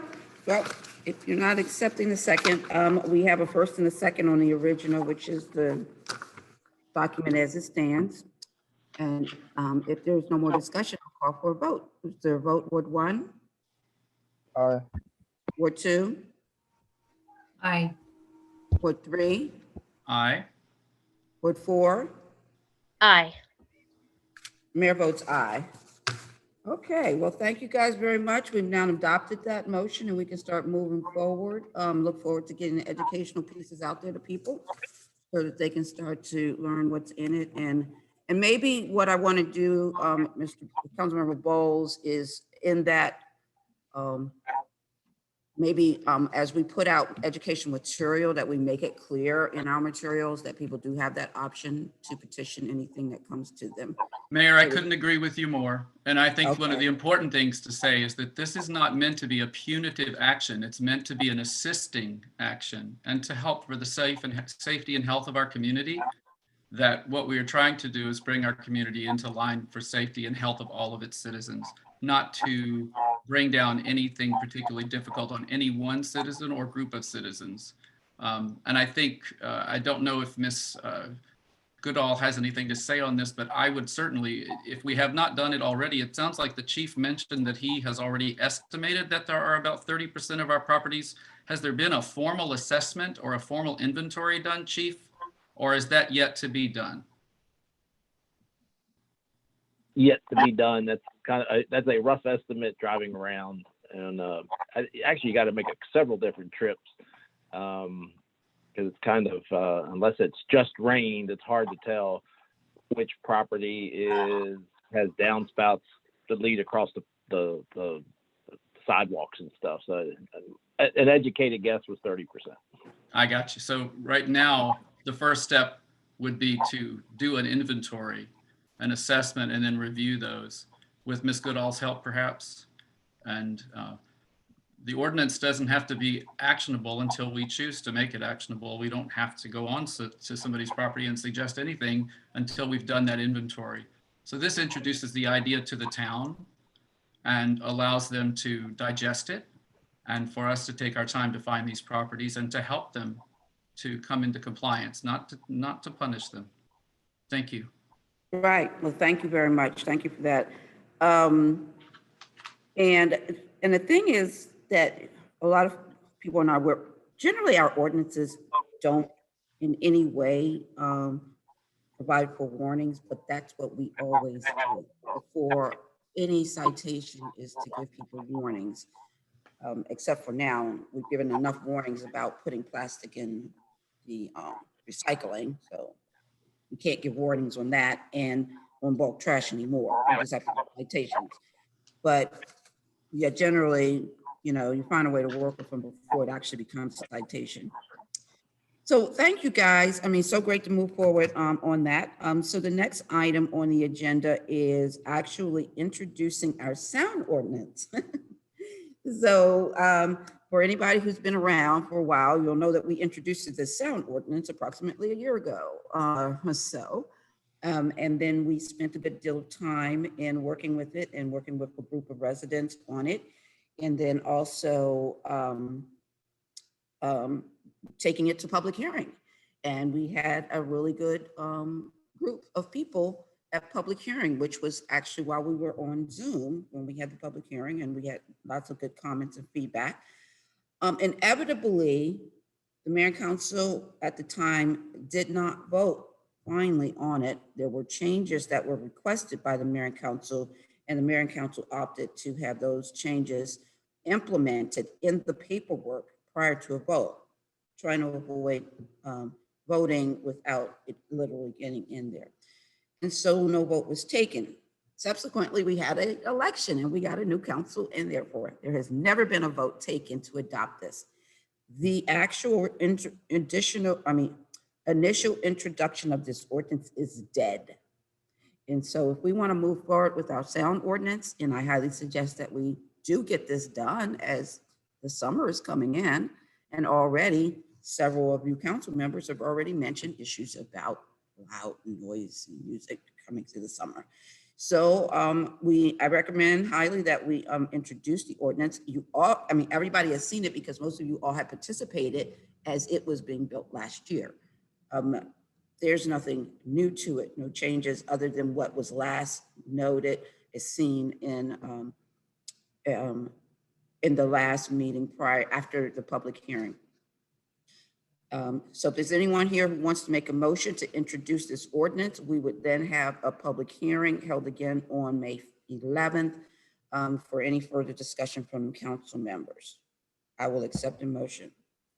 Question before I make the motion. Is it possible? No, never mind. I'll make the motion to introduce it because. Okay, Yeah. Councilmember Harding. Is there a second?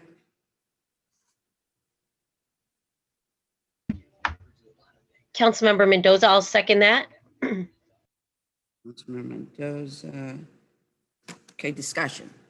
Now the discussion that I was thinking about, we have a Prince George's County noise code or ordinance that we follow, but we can't use it to cite, like to fine. Am I right or wrong? So you broke up a little bit. I was saying we have a Prince George's County noise code that we Yes. follow, but we can't cite, like we can't find people from it. So it's interesting. I had this conversation with the chief, and I'm going to let him sort of maybe give you more of an answer with it because I asked him the same question. One thing that I will say he told me is yes, we can cite somebody with a county ordinance if we want to. What I think I didn't get fully understands whether or not we would accept whether we could get paid for it or not. I'll let Chief answer that question, but that's not really the main reason why we're not using the county. We're doing this one instead of the county code, but I'll let the chief answer that question first. Well, I still had further to say just from my review on the county code, it's very plain. It's very easy to read as opposed to the one that we had. It seems very long-winded. But at the same time, I do see where it gets a lot of points across. Like it sums up everything into a whole. It just feels like in the county one, a person could pick up the paper and say, this is wrong, this is right, as opposed to seeing our ordinance and it's there as of, and we're trying to figure out, all right, this ties into this, even though our definition is good. I will give us the definition of noise and sound. It's good, but it's long-winded inside the ordinance. But the reason I posed this question is just I believe that either the wording possibly could just be eased on, so that it's comprehensible to the average reader. Or yeah, I was just looking at the county code and I don't know. I just felt like, why don't we use it? But I also see the necessity inside of having our own. Bowles. Yes, ma'am. Thank you, Councilmember Harding. I agree with you. At first, upon really reviewing the county ordinance, I thought it might be the best thing to just adopt it and make it citable within our own community. I do think it has several, I differ with you a little bit because I think it has several clauses that would help refine and clarify our ordinance. But I'm not quite sure on procedure. We've moved and seconded our ordinance. I have some suggestions for amendments. Am I allowed to suggest that now? Yes, I'm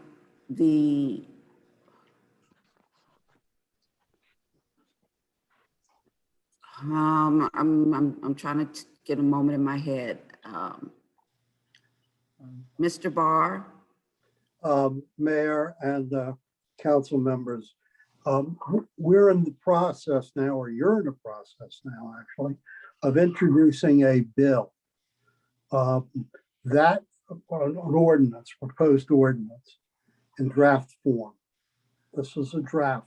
It's nothing more than a draft. If you want to amend it, I would say that you prepare to do that in work session. And afterwards, a document will be prepared that follows whatever amendments you want to put in. This is not the time to do that. You may Okay, also so after it's introduced, after it's been voted and introduced, now it's open for making changes. Well, it's not introduced. There's a motion to introduce it and a second before the mayor and council. That's the only question is, do you want to introduce it or not? If you, But just to getting specific to the question that Councilmember Bowles asked, was this the time to talk about making an amendment or not? I'm hearing from you that it is not. The time to make the amendment is after the draft has been introduced. yes, I see. Thank you. So Mr. Barr, then if we introduce it and accept it to be considered as it is, then we still have time to, at the next work session, propose and potentially adopt changes before it goes to public hearing in May? council member, you may do anything you wish to do with it, including not take it to public hearing. Okay. You may amend it so that it reads instead of so it reads totally different. So there's nothing that's in the ordinance that's introduced that's finally adopted. If it's Right, not, so we're it just, may so not be we're, finally adopted. right, so by introducing any ordinance, basically you're informing the public, hey, we have something that we're working on in a particular matter, and this is kind of the direction we're going in. But it's gonna be completely different by the time we bring it to the public hearing. Correct.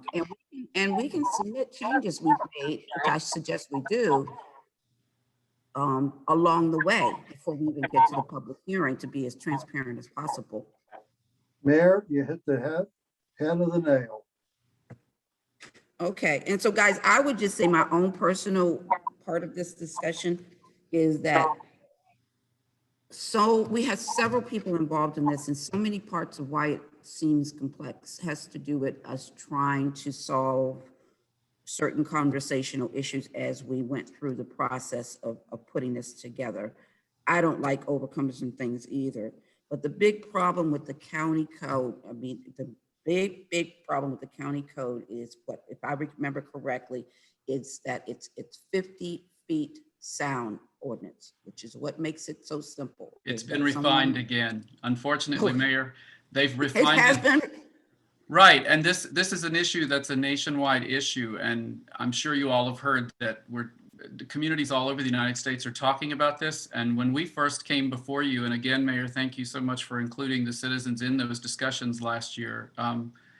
It has changed yet again, and they go to the effort which actually makes the county code applicable without requiring a decibel meter by defining a noise disturbance, right? And noise disturbances are separated by the word or, and then there's the definition. So as we go forward with the discussion, that was going to be, my proposal was going to be to adopt from the county ordinance their definition of a noise disturbance and prohibition thereof, and a definition of what each of those things are and what their effects are on the health and safety and well-being and peace of a person. And then I have a few other issues just with sort of smaller things. okay, so well, after we go ahead and introduce it, why don't you shoot off your comments to us by email so we all have a chance to kind of look at those. And I definitely need to look at the new one. That, I mean, this will be like 3 times in 3 years for the county, changing the noise ordinance. Yeah, Although I did complain to Councilmember Ivy that, the last one that they did do just kind of like blew us out the water. It was just. part of the issue too is a misunderstanding. I let Councilwoman Ivy know this too, that even the Prince George's County police officers who've come out to the city have varying understandings. of what terms mean. And the use of a decibel meter can be somewhat controversial because it has to be in impeccable condition at a certain standard and recently calibrated. So you end up with, I think it's more applicable in a commercial setting. Mhm. And so we have that to talk about, but by them separating out noise disturbance from it, not as an and, but as an or, that in my reading, and I believe that I'm correct, it separates noise disturbance. So we no longer have to have, it's just a matter of disturbing the peace and tranquility of your neighbors. So. Interesting. Okay, well, anybody else have any other discussion? I'm gonna call for a vote. Ward 1, Aye. Ward 2, I'm sorry, what are we voting on right and now? we're introducing the sound ordinance, that's all. Okay. Aye. Okay, Ward 3, Aye. Ward 4, Aye. Mayor votes aye. Okay. Did somebody named the town of Colmar Manor have their hand up? Y'all see that? Thank you, guys. Let's move forward. What we need to add to this agenda, and without objection, I will ask if there's any objection. There were budget amendments that were on last month's that were supposed to show up again. Last week, that we moved forward to this week, which is not showing up on the agenda. Is any objection to us getting that on the agenda over Mr. Baden to go over? They're on item 12D on my agenda. Oh, it is. Wow, I don't know why. I guess I expected it to be before the budget. But let's do it now because it should be done before the budget discussion. Okay, are you ready? Sure. Okay, Mr. Baden? All right, so can everyone see the screen? Yes, sir. Yes. All right. So, usually about mid-year, we kind of go through our budget and, look at where we are, on the expenditure side and also the revenue side, and make any budget adjustments necessary to kind of clean up the budget to where we are at that point in the year. So back in March 7th, I did that. And what you see in front of you is the first 4 columns are really the treasurer's report from February, showing you the July through February amount in the first column, current adopted budget in the second, and then the over budget and percent over under budget in the third and fourth columns. And then the fifth and sixth columns have been added. The fifth column is an estimate on where, after analyzing each individual revenue account and each individual expenditure account, where it, by my best guess, where we will be at the end of the year. So if you compare the fifth column to the second column, those would give you a good indication of whether we're over or under budget. And if we're going to be over budget, then we should probably make some type of budget adjustment to correct that. And also if there's revenue sources or that were unanticipated at budget time and they came through during the budget year, such as a grant or something like that, we would want to reflect those as well. So we don't take this opportunity to change every single line item, even if we are projecting a small amount, if it doesn't have a major impact, on our projections or, what we're going to do for the rest of the year. So the last column are the proposed adjustments that I'm recommending that you make, and I'll go through each of those to give you a better understanding. So just like the treasurer's report, the first 2 pages will be the revenues. And if you come down to item 4104, it's a census grant. These are grant funds that we received in this fiscal year and last fiscal year for grants that we applied for $734 is what's left to be received. We had not budgeted anything previously this year for it. We are going to receive, and we've actually already received the $734. So asking that you increase the census grant line item by $734.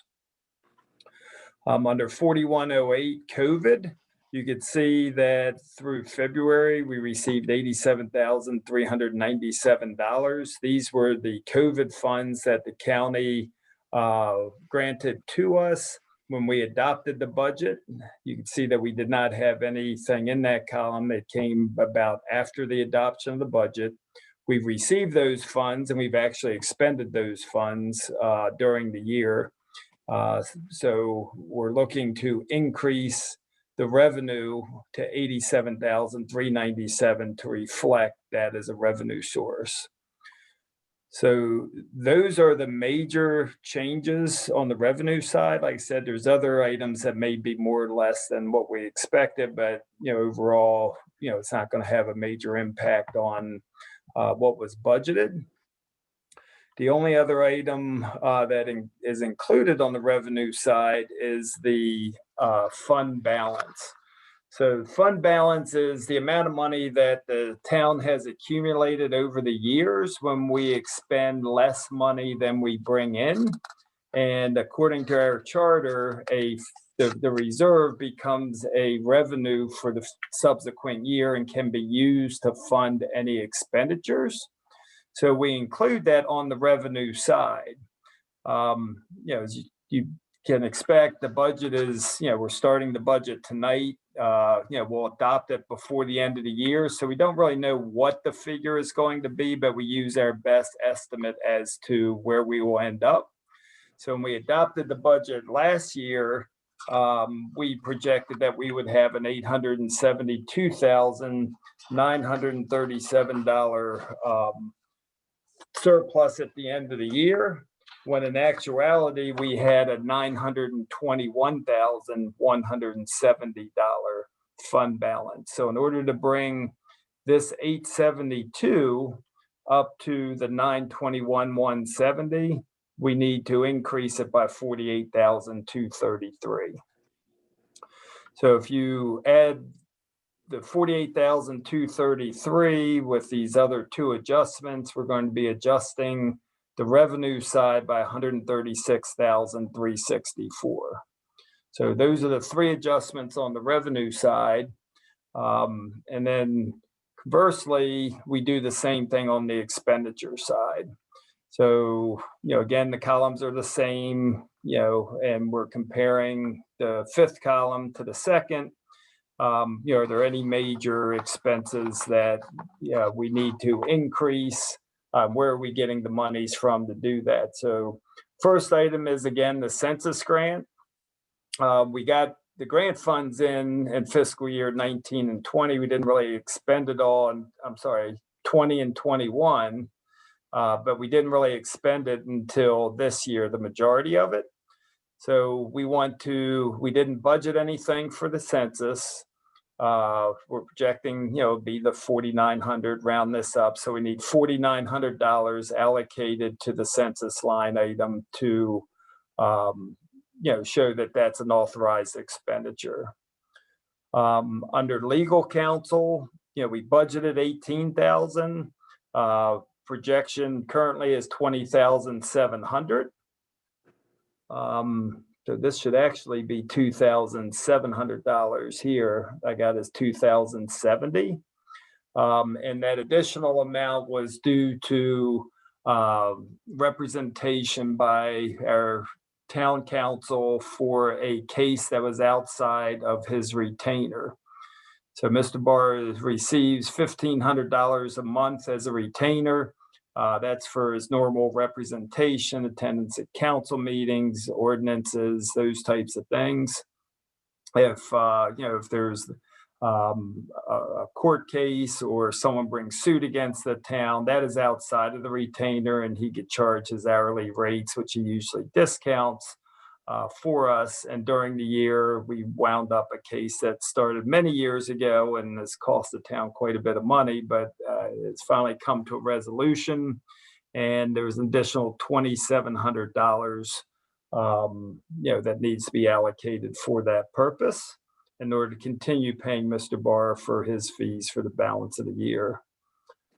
I'm going to take the next two items, which is general government salaries and the general government payroll taxes, which are here, which is $3,850 for payroll taxes and $50,400 for general government salaries. The mayor has asked that we combine the general government salaries with the amount that was allocated from community center operations, which is shown down here. So salaries says recreation, but it's community center operations, and the payroll taxes. So you get $50,400 here, $3,850. I believe, during the year, she felt that Renee's salary was mainly used to help with the senior programs and things like that. So it really wasn't community center operations, and it was more general government operations. And her salary and the salary of some part-time staff that was going to be used for the recreation was reallocated, or their duties were reallocated in the general government. So what she's asked to be done is that we zero out the recreation salaries and payroll taxes. So these are negative with the parentheses around it, and move that into general government salaries of $50,400 and into the payroll taxes for general government of $3,850. So it's just a reallocation of where those monies went to based on that explanation. So the next item would be health insurance. We projected $89,000. We're only going to expend $72,000. I didn't think we needed an adjustment here because we are going to expend less than budget, but the mayor asked that we reduce it anyway. So that is the $17,000. She said that it's a larger item in expense and we should reduce it down. It would be at $72,000. So then we move on to public works. Maintenance expense for public works. These are just general maintenance supplies and things for public works to do, their day-to-day operations. We budgeted $7,000. We're currently $79 over budget. We will have additional expenses to the end of the year. So we're projecting $10,000 would be the budget needed for the year, which would be a $3,000 increase. Also, vehicle maintenance and public works. We budgeted $4,000. We had more repairs than originally anticipated for our vehicles. Currently at $4,900 spent.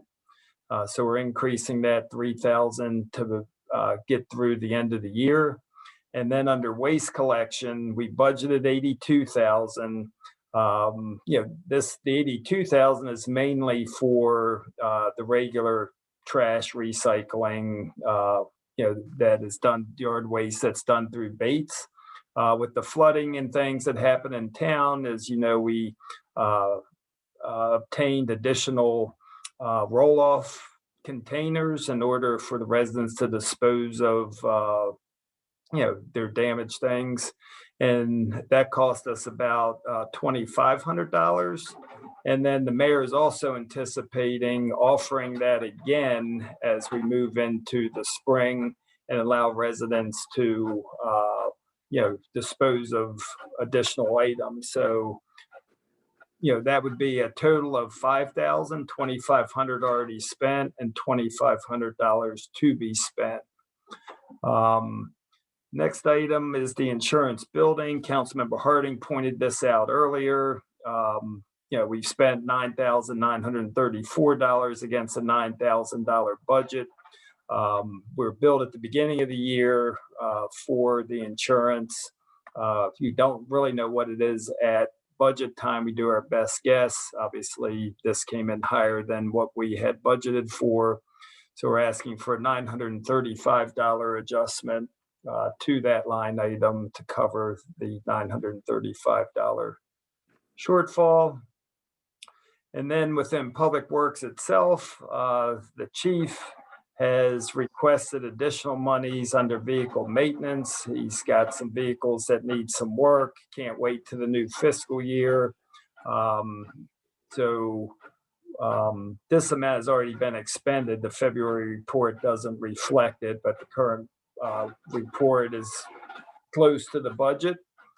So he was asking an additional $4,000 for that, but he's said that he could cover that cost within the budget, his budget itself. So he's asking, he's going to take $3,000 from backgrounds, exams, and training, and $1,000 from travel and dues to cover that $4,000. So that's covered within his department. We already touched base on the community center operations for salary and benefits. And then last items is the COVID expense. So, we, again, received the money from the county. We spent some of the money last year, some of the money this year, but we never we only budgeted $2,500, which was in our regular fund, general fund, before we knew we were receiving the COVID monies. So we need to increase this to $53,000. In order for the revenues to equal expense, all the expenses add up, and then the difference is what you increase the unreserved fund balance by to equal the $136,364 that is reflected in the total revenues. So total revenues of adjustments of $136,364 equal the expenditure total of $136,364. So hopefully that was clear. I know you're all just getting familiar with the budget and how we present and what's included and everything, but if it wasn't clear enough, I would be happy to try to answer any questions, or if there's any other adjustments or anything that you all see that I did not touch on, now would be the time to discuss those as well. Okay, thank you, Mr. Baden.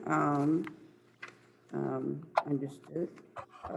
Everybody, for further discussion, is there a motion for us to accept these adjustments for the treasurers, the budget? Mayor, may I be recognized? Yes, I'm Thank you. sorry, Councilman Bowles. I hate to be a pain. I always say that, don't I? For those of you that are, I do such a good job of it, right? No, I love everybody. Y'all know that. Because of the passion and the effort that was put into the request on 41st Avenue for those speed humps, I would really like to appeal to the mayor and council to consider, in fact, I'd like to make a motion for you all to consider transferring the necessary funding to make those come true for 41st Avenue, since one of our citizens, Miss Baptiste, I'm sorry to call you out, Miss Baptiste, but she was so passionate that she even said that she and her husband would pay for one. And our taxes are high. I don't think she should have to do that. So we're in a position to pay for, right now I've asked Mr. Gorman, because Mr. Gorman was looking at some things that are way more expensive than the ones that I had sent by email. But the third one kind of came as a secondary thought to our conversation we knew we were having. Right, ma'am. And part of that discussion was that if we introduced two, the frustration of that would now cause the speed demons to want to fly out to Bladensburg Road, which they're doing anyway. So there was a long discussion about that location of one at each stop sign and then one mid 3400 block, because it is such a long block. that we thought that those three combined would bring under control some of the issue. Let with me, let me suggest this to you. Okay, we're gonna have a work session on, for the budget on the 20th of April. And if this is not something we've been able to handle doing within the funding that we don't have to vote on, let us see if we can do that by then. If we can't, then we can put this on the agenda, be one item on the agenda, as long as everybody agrees to no more items on the agenda except for this one. But I feel as strongly as that I would like to see this get done as quickly as possible myself. Yes, ma'am. And I would like very much for them to be solid from curb to curb, because I believe if we leave a split, it's going to give off-road bikes and other smaller vehicles and even the one set of wheels on each car a chance to dive on through there. I think it's important that they do cover the full width of the roadway. So I realize that raises the cost, but what is that cost compared to a human life?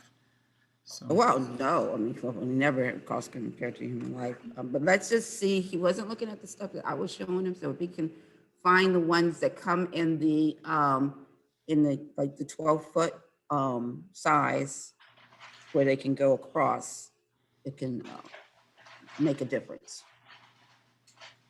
But like I said, if it's not working out, we got a date next Tuesday, we can talk about putting that on the agenda then.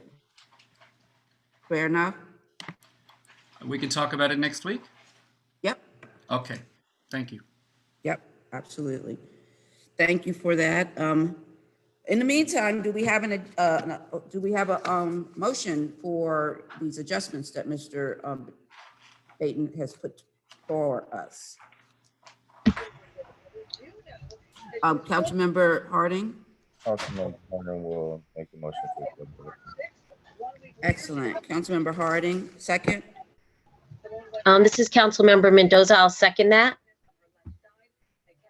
Okay. Any discussion? Yeah, just as a reminder, this is a budget adjustment. It does require 4 affirmative votes to pass. Correcto. And I will just note in here, Mr. Baton mentioned it, but there was the conversation, particularly from from Councilmember Harding, about the dumpster, and that's the reason we put the extra $2,500 in here, so that we can include this dumpster in our whole litter trash cleanup campaign. So I want y'all to know that that's what's in here for us to be able to move forward with that dumpster, getting that dumpster up for this campaign. All right, any other discussion? Yes. I'll call- Yeah, I just have a question. So the other 2,500 were they spent on purchasing the trash cans for the residents? Did I understand that correctly, Mr. Baden? It wasn't to purchase trash cans. It was for the additional dumpsters for them to dispose of, bulk trash, I guess it is. Okay, and if you, so that's question or comment to all, if you recall, there were some requests from the residents for additional second container for their trash. And I know as a temporary solution at that time, Mr. Gorman provided additional trash cans, and there were, he told me that the town was going to purchase additional trash cans. So I just wonder if that was budgeted for and reflected here. Yep, that's under count 5789 right here, the trash containers of 4,500. And I believe they have been ordered, should have been ordered some time ago. Yeah, it's been a while. They've been ordered. They've been ordered. Okay. And how many are we getting? I think that we're getting was it 44? Yeah, it was like 40, somewhere around there, about $100 a piece. Mm-hmm. Oh, okay. And that's like the least amount that we can get. Like it's quite a large number. Yeah, they, in order to get the town seal on it, they are actually shipped from, I think it's North Carolina. So, the shipping costs are about $700 themselves. So the containers, are $100 a piece. They're a little less than that, but it does cost the $700 something to have them shipped up here, I guess, based on their size. Okay. All right. Well, I'm glad this has been addressed. Thank you. Okay, any other discussion? Okay, I'm gonna call for a vote. Ward 1, Aye. Ward 2, Aye. Ward 3, Aye. Ward 4, Aye. and the mayor votes aye. And who was the second on that? Mendoza, Mendoza. Harding Mendoza. All right, well, thank you very much for that.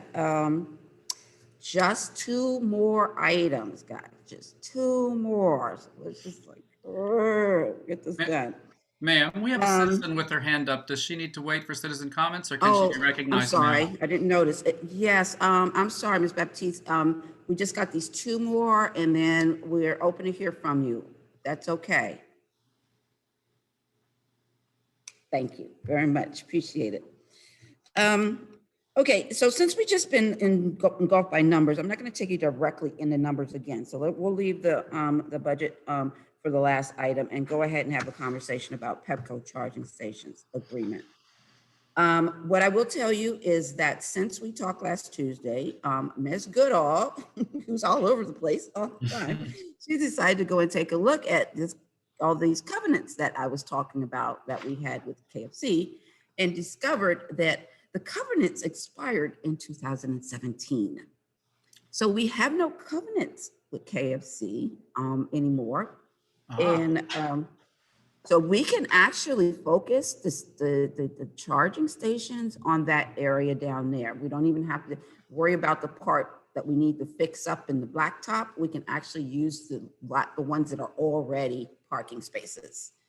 And so I would love to see us move forward with this agreement with that location as our primary. My understanding is that Barbara, who was on the call with us, has suggested that perhaps we still do maybe 2 on the 40th Avenue, but we don't put any sign up, so that our residents would actually have some for them where they don't have to share with the public when we have residents come in. And that's where I'm landing on this, is that if we give them permission for those 4, at least 4 in that parking lot next to the KFC with a sign, and then 2 at the 40th without a sign, so that it's not advertising. And, it's a great promotion to bring people to your town, is to have an electric charging station when that's the wave of the future. And I'm gonna let Ms. Goodall go ahead and add her thoughts to that. Mayor, I just want to make sure that the council and you understand what Barbara had explained to me is the agreement that has already been given.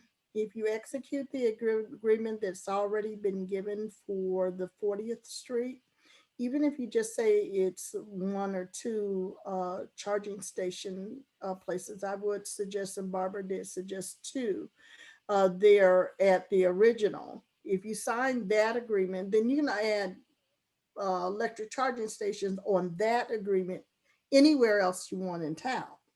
So you wouldn't have to come in and do another agreement for the KFC lot or the lot there next to KFC.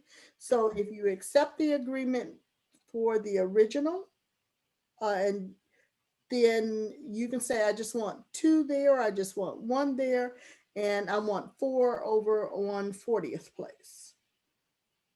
I understand. I would just, rather than us going in and adding, since we haven't signed it, we can easily change addresses in this. Well, that's or add. if you change it, from my understanding, and Mr. Barr, you can correct me, if you change the address of the original one, then it changes the whole thing. It does, everything in the agreement stays the And they same. would have to do another agreement. But if you just No, that's not correct. okay, then but that, like I said, I'm just what I am. Let me explain. Okay. when I revised the agreement, it refers to an exhibit. And we attach the exhibits to make the agreement final before we sign it. And so that's left open so that we can say the locations and we can say the number of spaces, and we approve, in effect, the site plan, a plat of the property showing where the charging stations will go and whether or not they can be used for parking spaces at off hours, and any other signage that will go there. They may have to get sign permits from the county for that, but that's another situation. I might also remark, though I'm not saying anything in the budget, that when they lease this property and they operate it for a commercial benefit, they're going to pay real property taxes on it. They're going to pay personal property taxes too. I beg your pardon? They're going to pay personal property taxes. Yes, Not personal Pimco. property and real property. Oh, I don't know about real property though, but Oh, they will that's pay the- personal property. That's the arena case, Mayor. Ah, interesting. If you recall that time back in the county, the arena said it didn't have to pay taxes because the property was owned by the county. And the Court of Appeals of Maryland said, oh, no. You're engaged in private enterprise upon public property, and therefore you have to pay real property taxes. Okay. Now, I don't know if any of you guys had looked at the agreement that was sent out last week or before last week or whatever, but Mr. Barr hadn't made very many changes to it at all. He pretty much just changed the town's name to jurisdiction throughout the document and put Dan's name in as our contact person. I don't really see anything else that's significant, Mr. Barr. You put in No, I did change the, I want to make sure that the location is by exhibit. Okay. I want to add to it your suggestion that the town reserves the right to deal with other providers. I think that's an excellent suggestion. And all in all, I think the agreement's ready to go back to them. One thing that didn't come out properly on the copy you saw, Mayor, was a number of the changes that I made were changes that don't have a margin note. They didn't show up on the copies that you received. But the changes were made and you picked almost all of them up. I see them. Okay, so, I mean, it's a pretty clean agreement. The main thing with the agreement is just that the I wanna location is send it by back to exhibit. them. That's the way it's done. And they'll look at it and say yes or no, or we don't like this provision, or we'll let you have this. And we'll see what they say. They're given free property to put this up on. So, and Mr. Barr, let me just ask you this. So now, the way that you have it written, it's, the location is by exhibit. Yes, And if we're saying that we approve the exhibit, then if this council would approve this, it's approving it without any location specified, right? well, no. They will, if they like all the changes, come back to me and say, okay, put it in final form. Or they will say, here's the final form, but we need to have the exhibits in either case. And we will add the exhibits, get them to approve them, initial them, sign off on them, and then we will sign. Okay, so then to get down to where our action is, because I don't want to sleep on this, guys. I just want to really let you guys know, I slept on something before, and now we're waiting for it in the long haul, and it was the bike share. And I was pushy. Okay, we want this. No, we want it like that. We don't want to hear. We want to see what this or whatever. By the time you looked up, they had bike shares in Mount Rainier and Brentwood and Hyattsville and whatever. And I'm still begging on the computer every month. Are we still on the list? And yes, we are still on the list. But you snooze, you lose. So that's why I don't want us to miss this opportunity. Mount Rainier is already in first. We right now are second on the list, and if others start to come and say, hey, I want it, and we don't get in, then we'll get pushed to the back burner. So Mr. Barr, my question is, what action do we need to take Just to approve the language. to approve? Approve Mr. Baden and I sending this in and finalizing. That's all. So we just need to approve you guys to send it off to finalize it with Pepco. Right. But then we still get to do the exhibit, the locations. We will give them the locations and they will send Okay. us the site plans and we will sign off on the site plans. So should I have my council vote on the locations?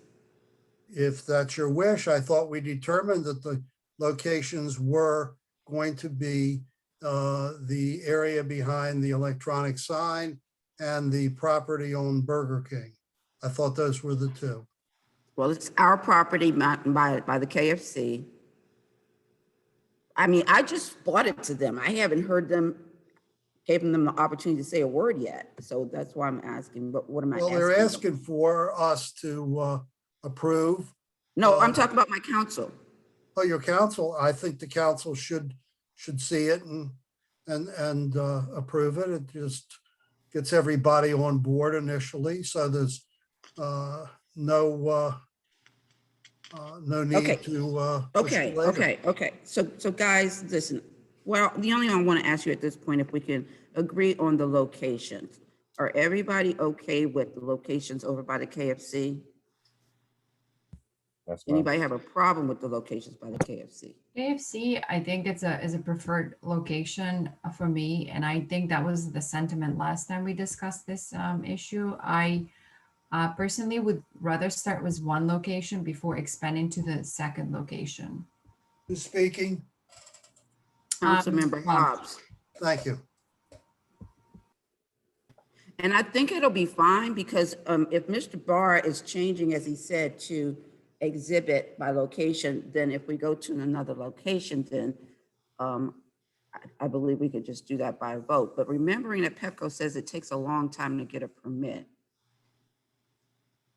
Other thoughts?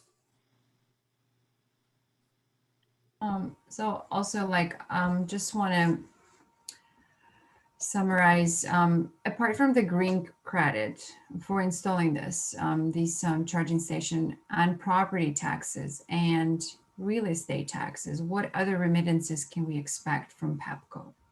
We will not. They're paying for everything to be done. Right. But also, we were like a few meetings ago, we talked about for all the businesses operating in our town, we establishing a fee. So since this is a business, are we going to charge them a fee? Can we charge them a fee? That's a very good point. I doubt charging stations is on our business license fee structure, but I don't see anything in the language written here, Mr. Barr, that precludes us from charging a business a fee. It's a business operation. It doesn't have to be listed specifically. We have an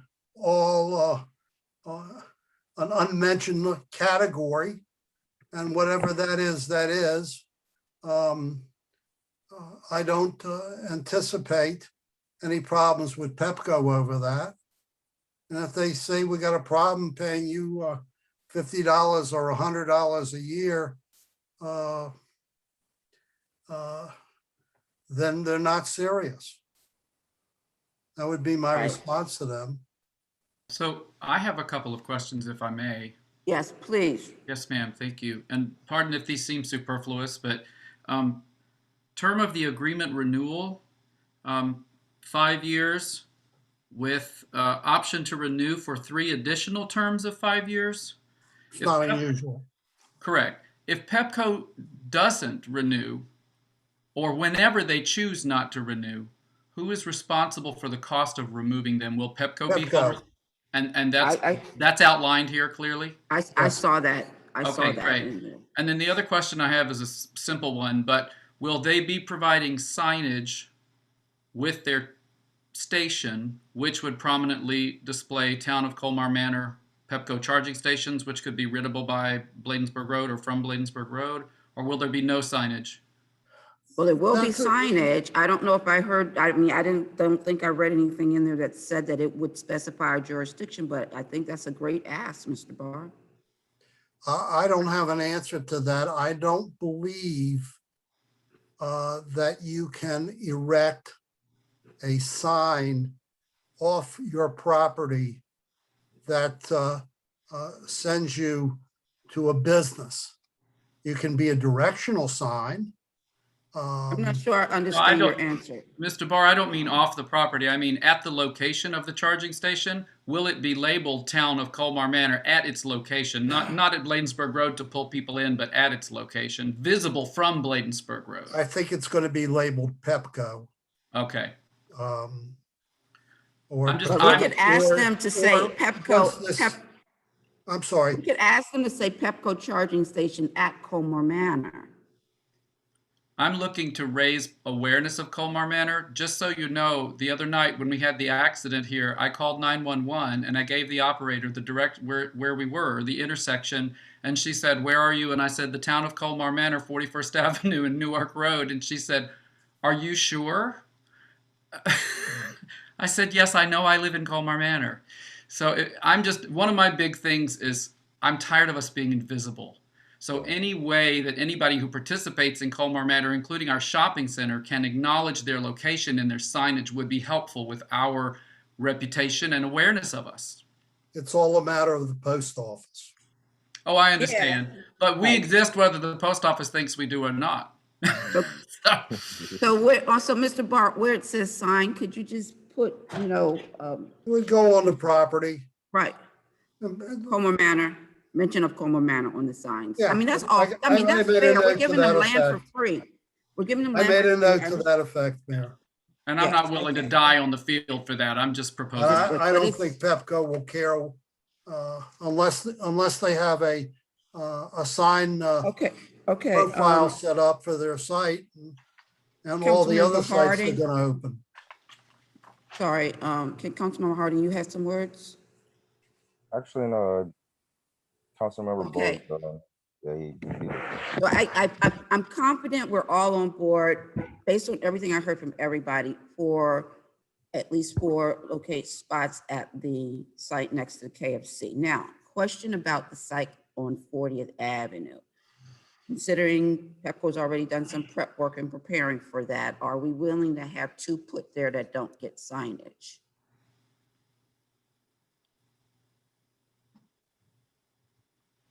And what was the con of them going there, or cons? Oh, the cons of them going there? I don't think, based on the way that it would be situated now, I don't see any cons. Because the question about them going there in the first place had to do with taking away from parking spaces for people in town.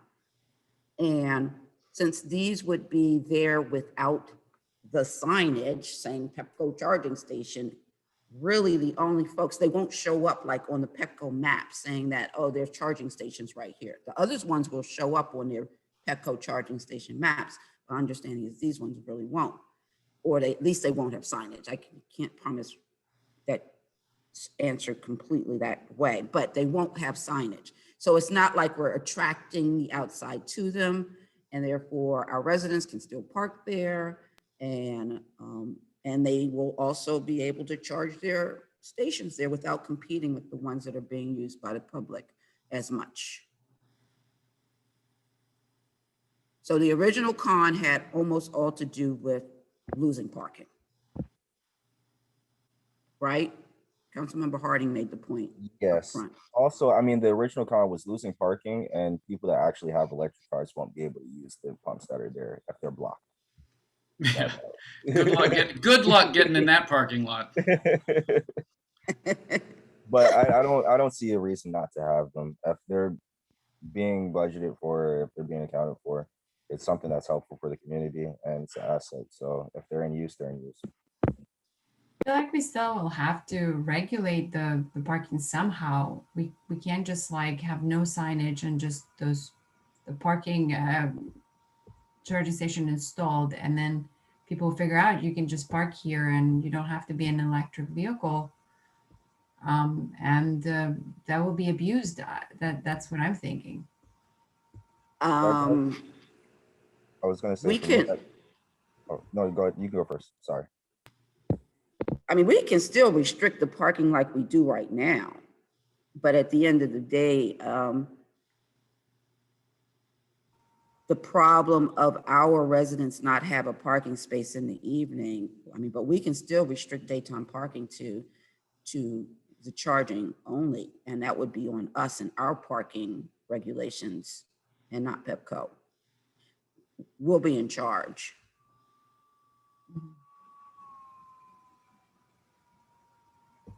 I mean, I say we go for it.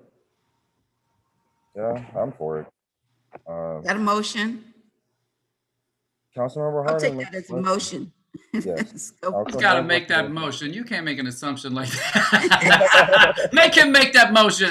Make that Oh motion. my God. Councilmember Harden makes a motion to And just, accept the so agreement. just a second, just have a clarifying. Are we just voting on 2 charging stations there? Yeah, but that's what I would recommend. Why 2 then? Why not 4? Or why not 1? Like why? I would say leave the other 2 clearly for parking. So Mhm. there's no confusion.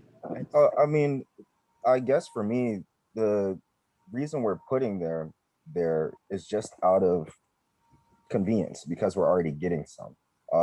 The majority are going to be at the KFC. So that's why I'm looking at it like, okay, well, if we're just gonna have the extra 2 to just have the extra 2, then okay, we can take it. That's a plus. But for us to designate the charging spaces to a city that predominantly does not have electric cars yet, I mean, it may provoke people to buy that, but we do not have a bunch of people driving, like especially on 40th Ave. That's all industrial vehicles in Class C sedans. Like, so it's, we can I don't feel like encourage. I think we can encourage residents, like put it into their like an idea. We can potentially in the future, you know, not now, limited to parking for electric vehicles only. If we have enough residents in town who have electric vehicles. Miss Yolanda just posed the question of what happens to the people that park inside of the electric parking spaces. Do they get fined? And it's like, for us to create that type of limitation, we're only provoking that type of action. We're right. We get to make the regulations on what can be done in the spot, in the space, and considering if I mean, we can also go as far as people registering their electric vehicles. So if we know someone has an electric vehicle, that's almost like a handicap space where it's like people with, somebody owns an electric vehicle, they have first right to this location. Yeah, I hear Mr. Kern's point too. I had the same thought that if we restrict it to daytime, most people are going to want to park and charge overnight, depending on how quickly their cars charge. But that's a good point. No, it's true. Personally, I feel any restrictions, anything that we do, it'll rub someone the wrong way. So if we give it, Everything we do rubs someone the wrong way. If we avoid every legislation that makes somebody mad, we're going to do nothing for 4 years. Do nothing. So it's Oh, like, wow. You know what? Congress and the Senate have a tendency to do that, don't they? You know, it's like somebody's, and a lot of things that you don't like at first, once you've lived with them for a while, you find out you like it. but Yeah. my question though, if we have dedicated 4, 5, how many electric cars they give us to KFC, what's the problem with the resident charging it there at the KFC if the option is not available there? Because we have dedicated parking for our residents. You get me? For them to be conveniently walking home across from their house. I've had to park behind the Shoppers before to walk home onto 39th Ave because I didn't Councilman, have. you make a very good point, because I think that what we put at KFC should be strictly ticketed. Gasoline vehicles should not be allowed there, period. Right, those ones would be restricted. Whatever spaces we put there will be restricted spaces. I feel like right now we're trying to look out for a minority when there's a majority. And we have to realize that our population is not electric yet. We're getting there, we're advancing, and we should be pushing people towards going green, yes. But we just had a resident talking about finances earlier, about sump pumps. So it's like, we got to be considerate of what people are going through. Ms. Goodall? I would just like to say that I've been pushing electric vehicles for a very long time. And I will say that California passed in September. Excuse me, for 1 second, because I really need to take a break. Yeah, I can hear you. I'm just going to pass this gavel back over to Oh. Councilmember Mendoza. I have been on a water We diet. need bathroom breaks in these marathons. I know, and I'm dying here. So I will, Councilmember Mendoza, just get them to keep talking and so they come to a conclusion and then we can just agree when I come back. I'll be right back. Just finish the meeting. No, I just, are we done? Can I? No, go ahead. Please, Go ahead. So what I was saying is I have been watching these charging stations for a very long time. And so what I have seen happening is more states moving towards this way.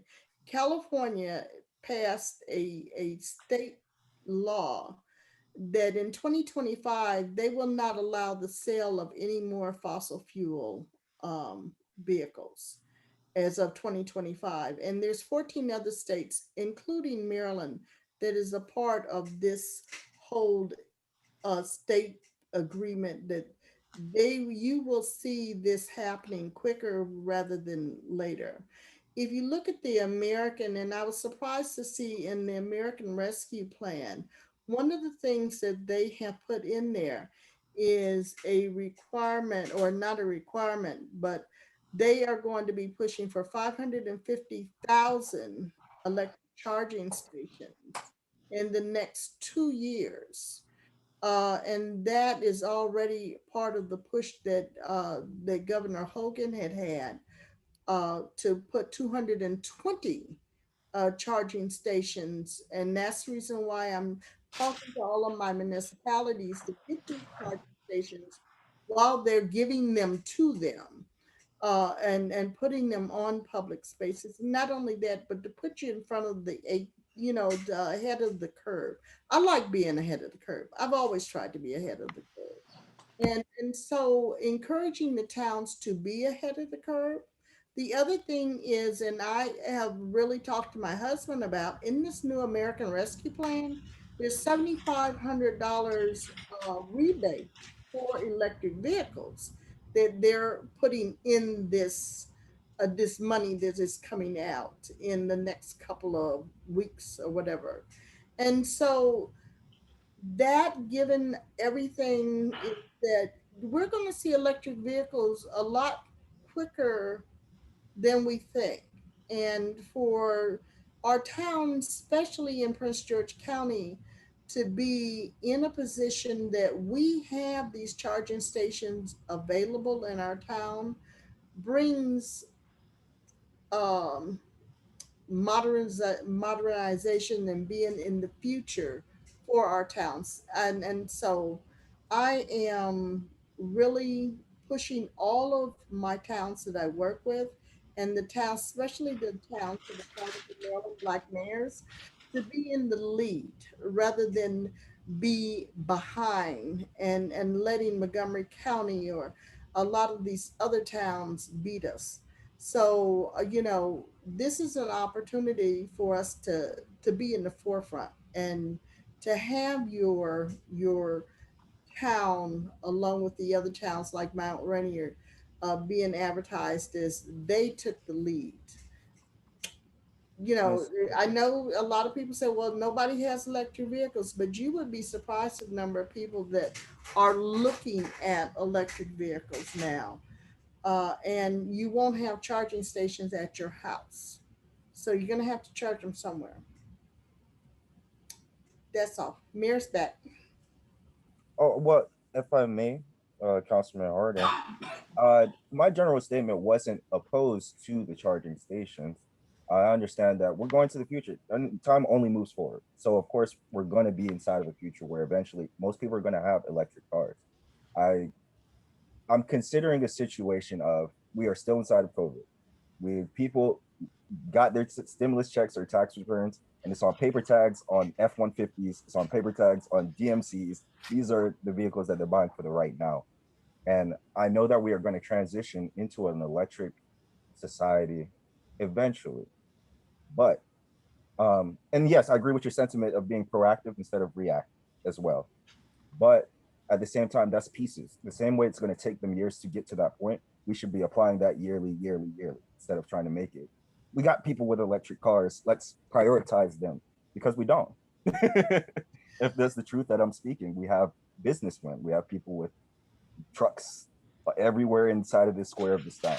There's so many business trucks inside of this town, F-150s, vans, that, you know, that's what we're dealing with right now. We have to figure out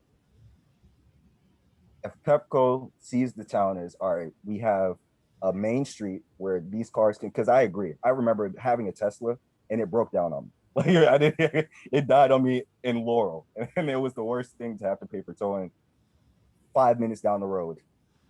I don't mean to interrupt you, Councilman, but I understand what you're saying, but I'm going to say this: if it wasn't for the commission saying, the Utilities Commission saying that Pepco had to put in 220 charging stations, They wouldn't be there. they wouldn't be doing it for free.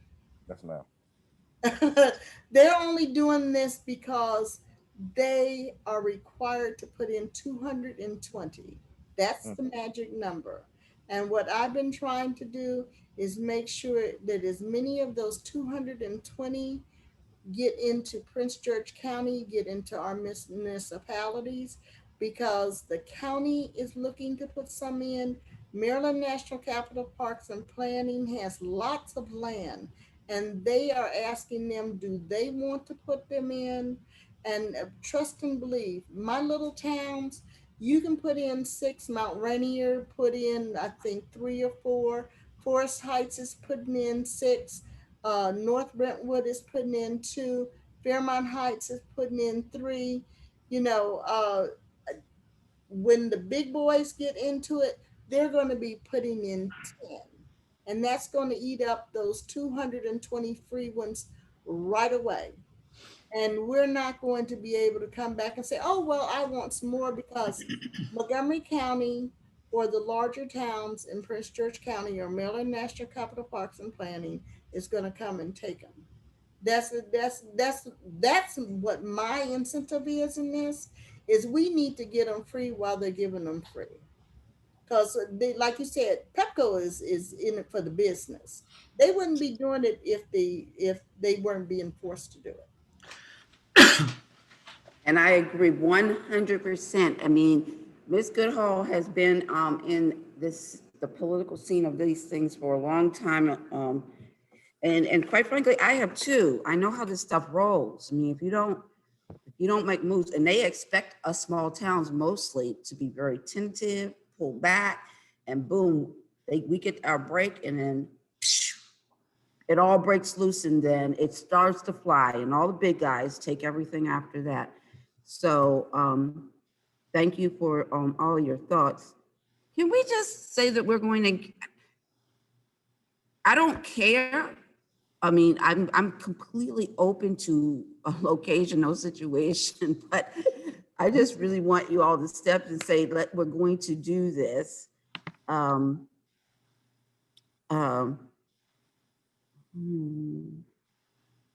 We have some comments from residents that maybe on this issue would like to hear from them. Okay, so if you want to hear from the Ms. Baptiste. Hello, Mayor Bauer and council members. So With regards to the charging stations, I have a couple of things that I want to talk about. But with regards to the charging stations, um, I'm definitely in support of the process that you've outlined, Mayor Bauer. I do think that there should be at least 2 charging stations. I think that that's reasonable within the community, and then the other 4 sitting in the KFC parking lot. I don't see anything wrong with that. And then with regards to Mayor or Council Member Harding's concern about the charging stations being placed within the community and community parking. um I think the signage and having appropriate signage that says between whatever hours this is for the community residents with electric car vehicles, in addition to having the individuals with electric vehicles register their vehicles within the town makes sense. Um, it does twofold. It allows us to, one, get a town credit for having those charging stations, and two, um, Ms. Goodall's point, yes, we are going into an electric. We're advancing. Technology is a thing. That's my field of expertise. Technology is the new thing, and so I do understand where Councilmember Harding and Councilmember Hobbs are, you know, advocating for their constituents in the space of, we have a lot of um, vehicle, trucks and vehicles that are not electronic, but if we're talking about being a green town and we're talking about getting people to see us and acknowledge that we're here and we're doing things, we need to advance and be innovative. And I think that that is a good way for us to do so, by putting these charging stations within our community. It allows us to, one, bring in money to the community. It allows us to get acknowledgement of this is a great community. And so why wouldn't we want to heighten that in any way, shape, or form that we possibly can? So that's my thing on the charging station. I'm all for it. Regardless of being in COVID. Um, Councilmember Harvin, you make a good point that people are buying vehicles with their stimulus checks. So push for them to buy electronic vehicles. I mean, why not? Um, these F-150s are gas guzzlers, and I've I'm sitting on my porch and I've had 5 of them drive through 41st Avenue, and I understand that you guys are putting the speed bumps in. I'm greatly appreciative of that. My husband and I are still willing to pay for the extra ones or the extra to be put in, but I'm sitting here on my during this call have had 5 F-150s fly down the street. Mm-hmm. So why not? If you somebody's typed, if you build them, they will come. Yeah, and that's not only that is some of the electronic vehicles are, you did say that, people don't, looking at, finances. Well, you can get a Ford electronic vehicle that's relatively cheap. You can get a Civic, you can get a Honda, you can get a Ford, you can get all kind of vehicle types that are electronic, that are not just Teslas. So why not, help to push, this community being green? Absolutely. Thank you for that. Council Member Harding? Okay. No, Ms. Besties, I first want to say thank you so much for your comment. I just want to kind of fix my statement.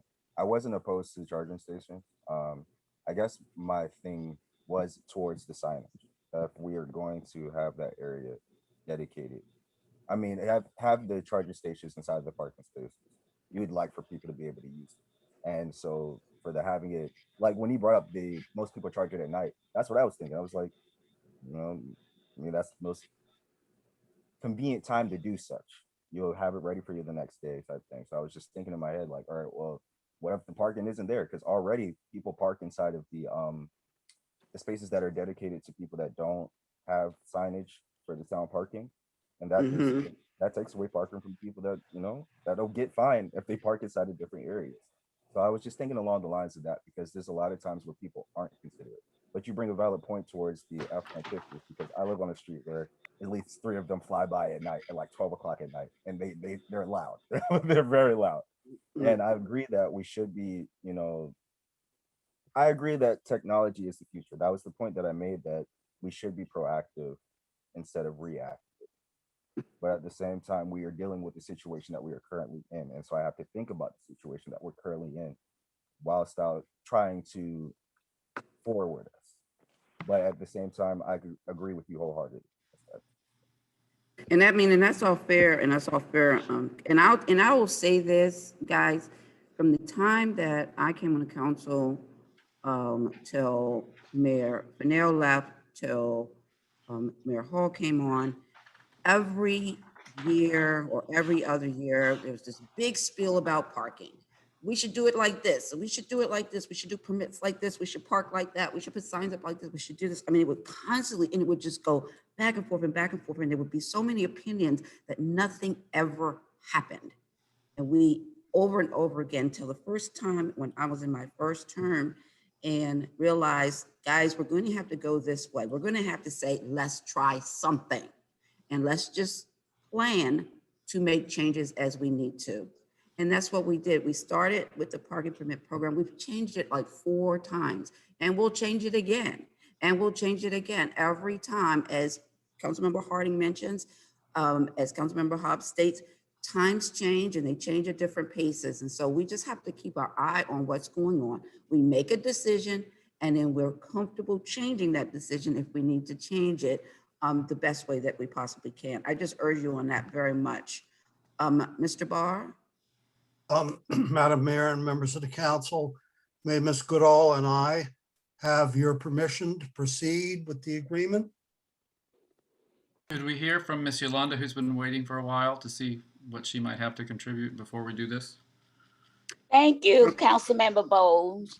I wanted to say that I am totally for the charging station.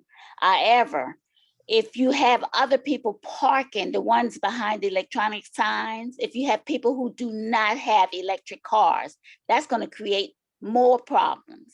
And Mayor, you indicated that other, certain hours, a car doesn't need charging at certain hours. It could be any time during the day or night. So to have that space occupied by a non-electric car at any given time would be in violation of the reason for that being there. And just as they have made Newark Road a sea of parking for trucks and everything else, those who must park for those 2 spaces, they can park on Newark Road. Yeah, well, we've been trying to encourage them to park on Newark Road. Anyway, we might have to change the bed load of how the weight of somebody who can park there. But my thinking wasn't that. My thinking was if these 2 spaces are really to encourage people who might want to buy a electric car in Colmar Manor, they can have a parking space. If we have a registration process with people who have electric cars, and we know we have somebody with an electric car, then we can just say this parking space is for electric cars only. So But are if we're you in a saying that they can park there at any given time, or only when their car needs charging? Because I can see them parking that as a regular parking space. But so far we can go in regulating people. If they live in the community, they have a car in the community, and they're taking advantage of that being a electric parking space, and they're parking there when they're not charging, I'm not sure I'm that mad at them.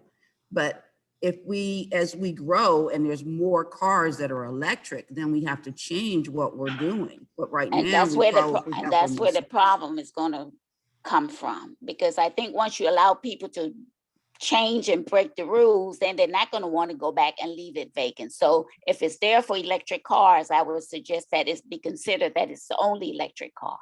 That's all I have to say. Okay, well, thank you for that. Thank you very much. Hey, Miss, is Newark Road there for visitors only at this moment? We have no. No, we don't have any visitor-only locations. Our residents can park anywhere except between the hours of 5 p.m. and 10 p.m. Oh, I thought Newark Road was, well, our section of Newark Road is supposed to be, we can't park on it until after 10 if we're resident. But you can always park on it before 5. So All we did was we did a restriction between 5 and 10 so that people could have visitors. Oh. So maybe the we only- just, if we've got 4 cars that regularly park there, then maybe we designate 2 spots right around the corner on Newark Road as resident 24 hours a day, and just designate 2 spots and then clear out those 2 spots and designate them as electronic charging stations, period. We absolutely have the ability to do that. Maybe that's what we need to do. And we don't even have to, we put that in the last legislation that we had, that we couldn't, Yeah. by just decision, say, oh, we need these 2 over there because we're taking these 2 from here. We can do that. Yeah, and they And just I like literally that. have to walk around the corner. It's not going to kill them. It's 10 extra steps. I like the idea, you know, especially if people are kind of thinking like, oh, this is restricted from residents. Then we can make 2 of those over there residents and take up the change. Are we all good? Because I believe Councilmember Harding made a motion for us to get the 4 spots over there at the KFC and 2 over by 40th. Am I correct, Mr. Councilmember Harding? Did make a motion to accept the agreement. Okay. Is there a second? And this is for 6. 6. Okay. Second? I'll second that. Councilmember Mendoza. Okay. Any discussion? As if. All right. I will call for a vote. Ward 1. Aye. Ward 2. Aye. Ward 3. Aye. Ward 4. Aye. All right. Mayor votes aye. Woo, thank you all very much. Very hearty, very inspiring conversation. Glad to get to that point. Okay, I will work with Mr. Barnes. Oh, did y'all see what Miss Baptiste just said? Thank Jesus. Y'all, this is a fun, don't y'all feel the town starting to talk? This is a good thing. This is a good energy. No, I hope y'all have as much fun tonight as I am. I am. I'm not gonna lie about it. I am. Indeed. Thank you all for participating, be involved. I totally appreciate it all. All right, last item on the agenda. Okay, let's do this. This is, and welcome to y'all's new world. This is where we're going to introduce a budget. This budget just was this most complicated thing for me to get started on. I want to make sure that you all understand we are introducing the budget, which is the mayor's budget. Mr. Baton prepared a budget to the mayor. The mayor has taken it and sort of done things to it that I thought might for it. But at the end of the day, we have our budget workshops and we all together make the decisions on what the line items will be at the end of the day. So this is the starting point of the agenda, of the budget. I will state certain things. I'm going to give you the autonomy. Is it autonomy? How do you talk about the, I'm going to give you the elements of this budget without us talking about the specific dollar amounts in it, but how you can read it. So over the next week, when you're looking through it, you have an understanding of the pieces that I've submitted to you and how to look at them. So that's how I'm going to focus what I'm going to talk about right now. I will first start by saying I've started this budget with the same tax rates, not rates, with the same constant yield as was this year. So in other words, if we do nothing else, our residents will get no more additional taxes, but they will also not get any less taxes. That's the way I'm starting it. Safest place to start. When we get to talk, we'll talk about ways that hopefully we can reduce the taxes for the residents. But the best way to start is right where we are today, with the same constant yield of today. I'm gonna bring up the budget. to look at, where is it?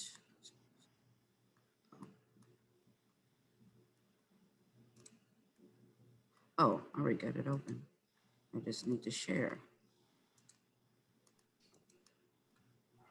Oh, somebody doesn't have me allowed to share.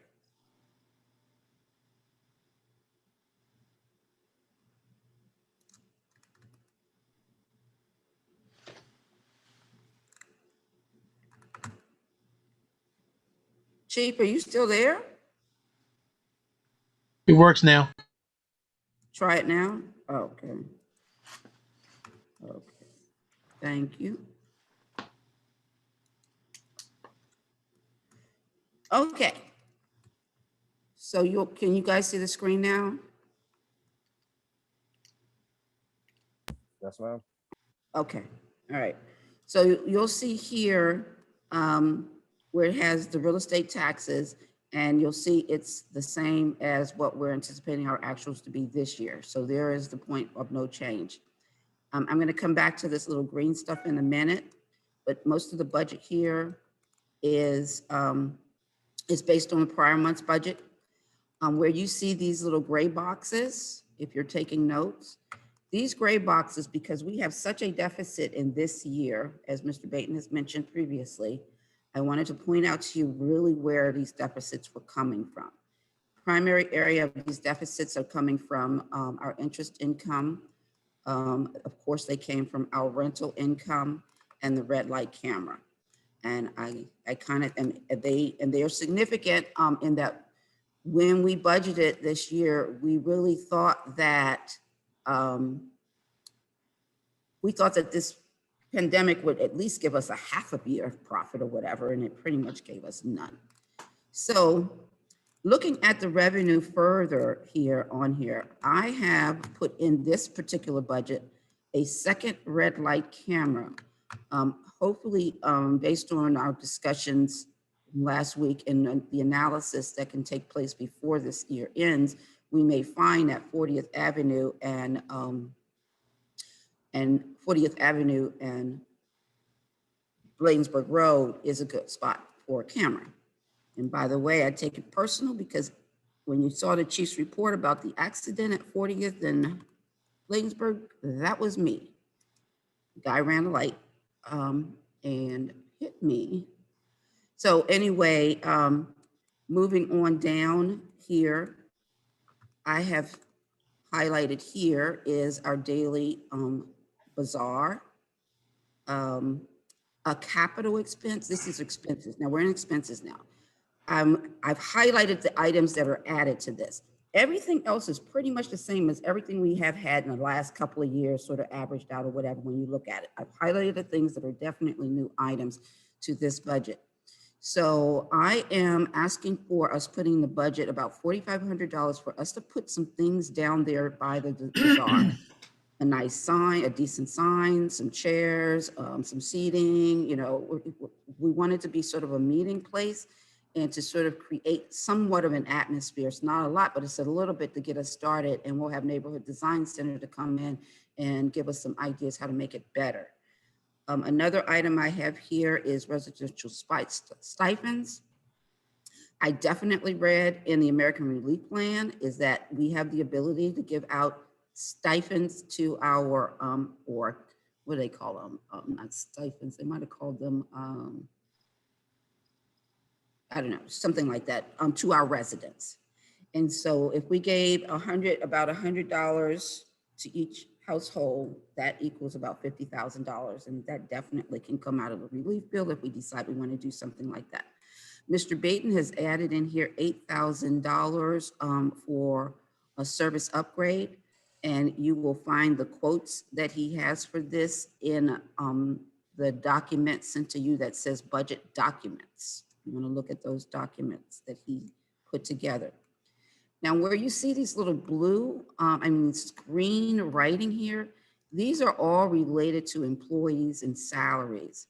And within our salary budget, which within all of these are salary things. So these are salaries where Mr. Baden has listed out all of the people in the salary, and you have a list of that, which also one is payroll and one was workman's comp. Those are also in the email package you have with the budget information.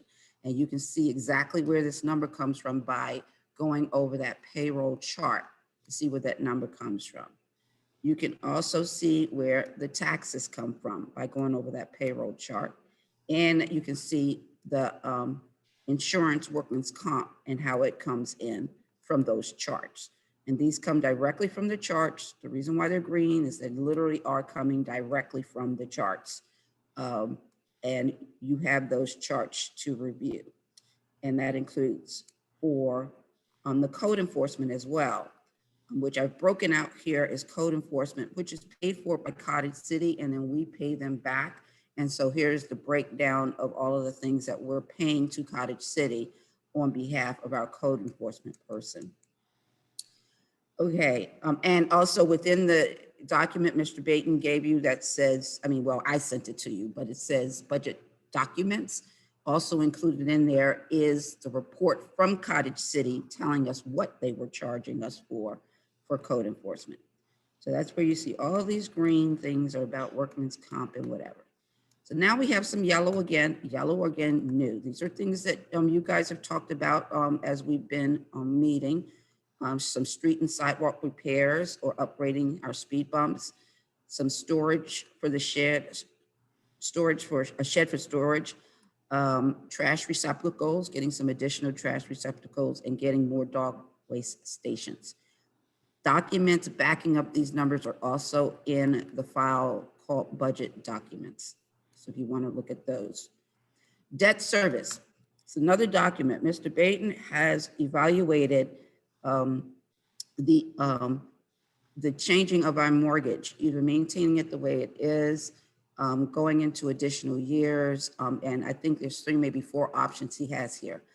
I have included in this particular budget the least expensive option in the options that he's provided. It may not be your opinion that it is the best option, but it's the less expensive one. That's the one I've included. If you guys want to make the argument that we should go to another one, which by the way, was Mr. Baten's choice, was a different one than the one that I'm making. We can have that debate and decide what we want to do there. And then more of the green, which are coming from payroll. And then that's pretty much where we conclude in terms of the line items of the budget. Now, the big piece that's highly necessary and has to be included in our budget because we've already been informed that we're receiving $1.2 million, $1,215,000. We are required to record what we receive. Of course, we're going to receive half of it before this fiscal year ends. And so I'm reporting that half here, which is the about $607,000. And so what I have done is I have taken one of the things that is in the package, and if you look at the package, one of the packages you have is the American Relief Package we got from the National League of Cities. One item in there is lost revenue. So there is a document I provided for you, which is 2020 lost revenue from COVID. And in that document, I show the revenue and I show the revenue we lost and also associated expenses to those revenues. From 2020, we lost revenues from March through June. And I've documented it, and we can talk about more detail what I've documented and how fair or right it may seem when we actually get to the budget. But I think I've done a good job of breaking it down as to where we actually lost money, I can see. And then for 2020, where we lost, 2021, again, there's another document breaks down, it says FY21 lost revenue that shows this lost revenue. So the balance of what we will be getting this year from American Relief, if we are to apply those other two, as I've indicated here, would be about $400,000 left over. That's just unreserved. And it has to be reported, but then it has to, as you see, I have done down here, I've also removed it. I subtracted out so we can actually see what is our real year. And then our real year would be a loss of approximately $3,000. So when we get to this year's budget, over here, we now have, we're going to get another 600 and some $1,000. Of that, potentially, I'm estimating, again, we're going to lose the first 3 months of the next fiscal year just because it's going to be hard to ramp back up again, even after people are vaccinated. That's just an anticipation. That's going to leave us another $569,000 that we are paying spend for something, and we have until 2024. We have until 2024 to spend what's in here. We have lots of decisions to make as to how we want to move this money forward that will be sitting here. And so at this point, that would leave us, and I broke this down into 2 line items. We have the American Relief Fund balance, and then we have our own unreserved fund balance. And this shows how much we would be coming in with the American Relief Fund balance and how much we have from our fund balance in terms of the budget of spending. And I got a $50,000 area in here, but I think I know where it's from. Oh, the $50,000 from here. So this is the budget. At the end of the day, we're looking at a budget of 3 million revenue and including our reserves, $3,518,983, and expenses in the amount of $3,518,983.44. Please bar this $50,000 area to be 5315 here instead of this. Anybody have any questions?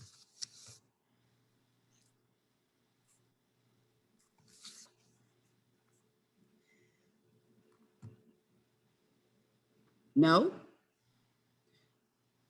Okay, well, for no questions, I will say this. I would definitely really need for us to get to introduce this budget so that we can start to schedule a hearing. The hearing would be on May 11th, where we'd be able to communicate with the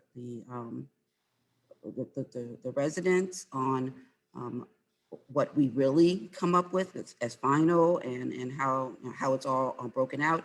And then after we've listened to the residents, then we can potentially meet again if we need to, and then we're able to adopt a budget in June. And so we will be meeting on the 20th to discuss this budget. And I would definitely entertain a motion for us to introduce it.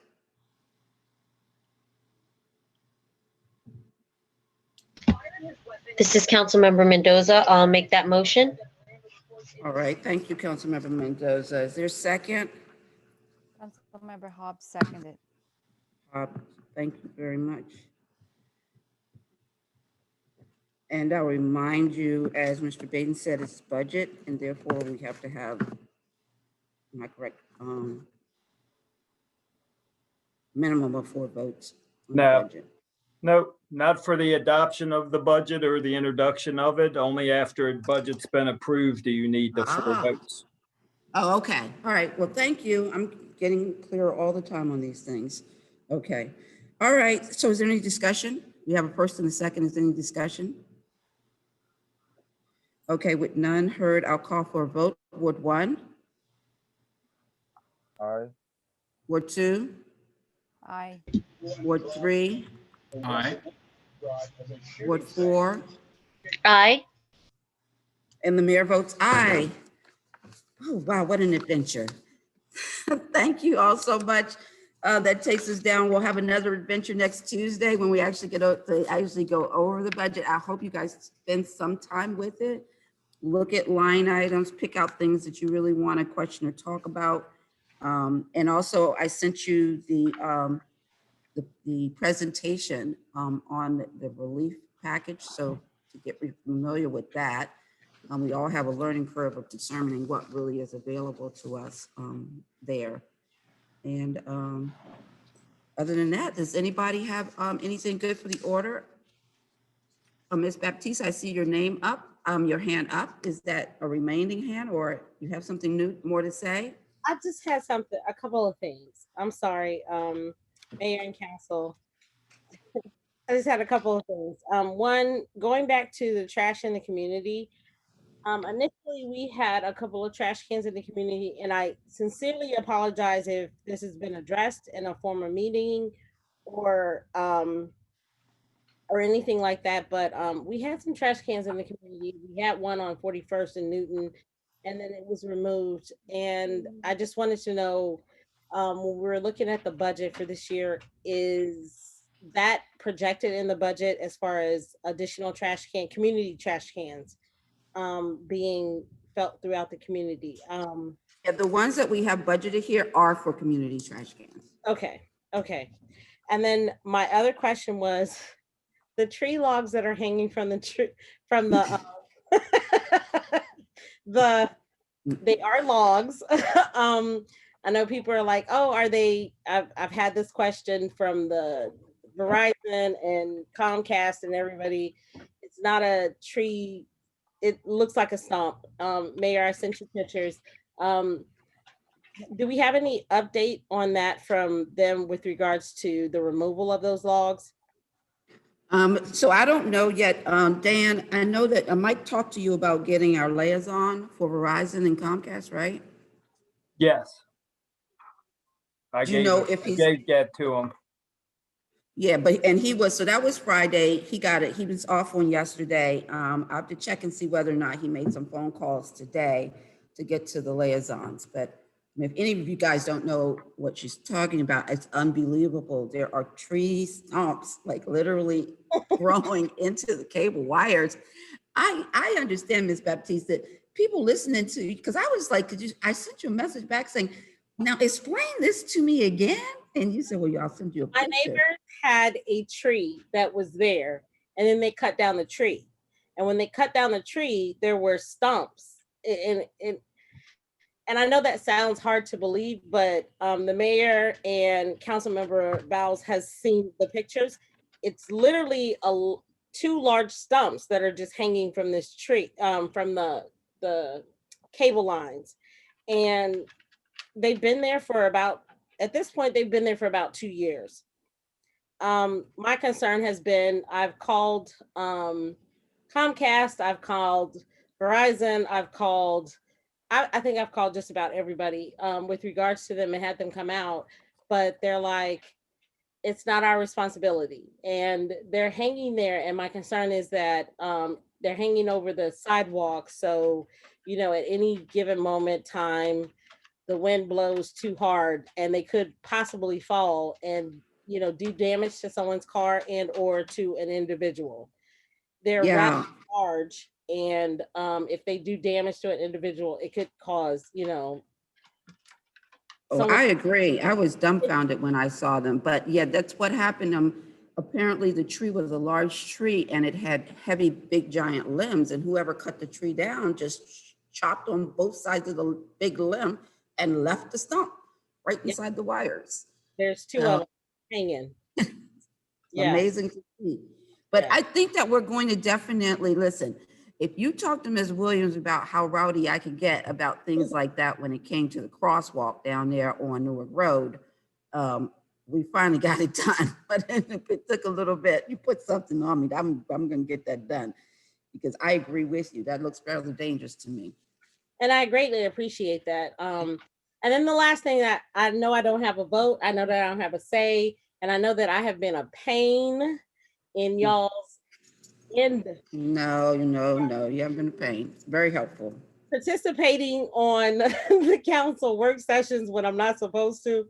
But I greatly appreciate your patience. But with regards to the audience, the noise ordinance, I'm all for it because our street can be very rowdy at times, specifically right across the street from me.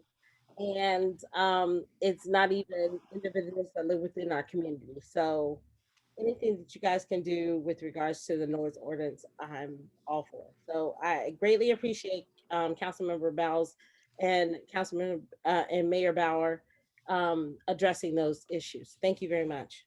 Thank you. Thank you. Thank you so much. Always keep my eyes open. I appreciate it always, whoever you are, wherever you are. Just let us know what you see. Anybody else? Any other resident comments? All right. Well. Beat a Is the record. meeting next Tuesday at 7? Do y'all want to meet at 6? Can y'all meet at 6? That's awfully quick after work. Could we keep it at 7? I'm sorry, but. Okay, we can. Or split the difference and do 6:30. For me, 6, I would have no time to transition at all. Want to do 6:30? I can, that's okay with me. I can't speak for everybody, but. Can everybody do 6:30? Yes, I can do Can anybody not do 6:30? How would you guys like to meet here? I'm not sure if I would be there on time, 6:30. Okay, then let's do 7 o'clock then. Let's just make sure we accommodate everybody. So if you're not sure about 6:30, that's fine. No, you said for meeting there. If we were meeting in the location, I would be late. But if I could zoom in, and then when I get there, there's the difference between zooming. That's the difference between zooming and being in person, you know. Yes, ma'am. I was just thinking, you know, we've all been vaccinated. We can distance appropriately in the big room. It's just that in working through something like the budget, you just kind of want it to be just raw. You know, we're right there with each other. We're not broken by a screen in between each other. Mr. Baden, you can still stay home. I know you don't want to drive down here, you know. We're not going to go to midnight. I'll come. You'll come down here? If we're not going to go to midnight. And you know, I can't make you that promise, you know, but. Well, I'll stay home. Talking that talk. Come on, Malik, jump on with me. Hey, listen, guys, if you guys left it up to me and we wanted to just get it done, I just do it and we'd be done. But we like to get y'all involved and make sure that you're hearing and understanding what's going on so you can communicate and that you feel like something has happened with you can communicate to your residents. But so we'll do, are we gonna do here? I said we do there. I was just saying it may if we're doing 7 o'clock. We'll order food like we normally do. We normally order food. You get to tell us what you want. We have your food here ready for you. All right, well, that's what we're going with then. Will food slow us down? No, you got the Mr. Baden, and you know we've always had the food, right? Usually Chinese food. Does everyone like Chinese? That's fine. Depends on where you get it. Oh, that's true too. It's somewhere over in Bladensburg. But we can do anything. I mean, they did Chinese most of the time, but the last couple of years we did something a little bit different than just Chinese. So we can go with what everybody likes. Just get food, get you in a good mood, get you ready to go, but also can put you to sleep, but not in the middle of this, I don't think. Okay, so we'll plan it for that. Are we doing 6:30? We can do 6:30. What time can you get here, Mr. Councilmember Harding? Yeah, I told you I'll be there. I'll be there. It's just I'm in transit. So 6:30. If we're doing 6:30, I'll just leave beforehand to be there by. Okay, so we'll do 6:30. Help us get out of here earlier. Okay, guys, I appreciate you all very, very much. Very productive, got things done. And I will accept a motion to adjourn. I'll make that motion. There we go. There's a second. Second. Councilmember Hart will second that motion. Okay, thank you so much. I want to thank all the residents for attending. Appreciate it. All in favor, say aye. Aye. Aye. Any opposed? All right. Meeting is now adjourned. Thank you very much. It's 11:19. Good night. Thank you. Good night, all. Good Thank night. you. Good Good night, all. Thank you.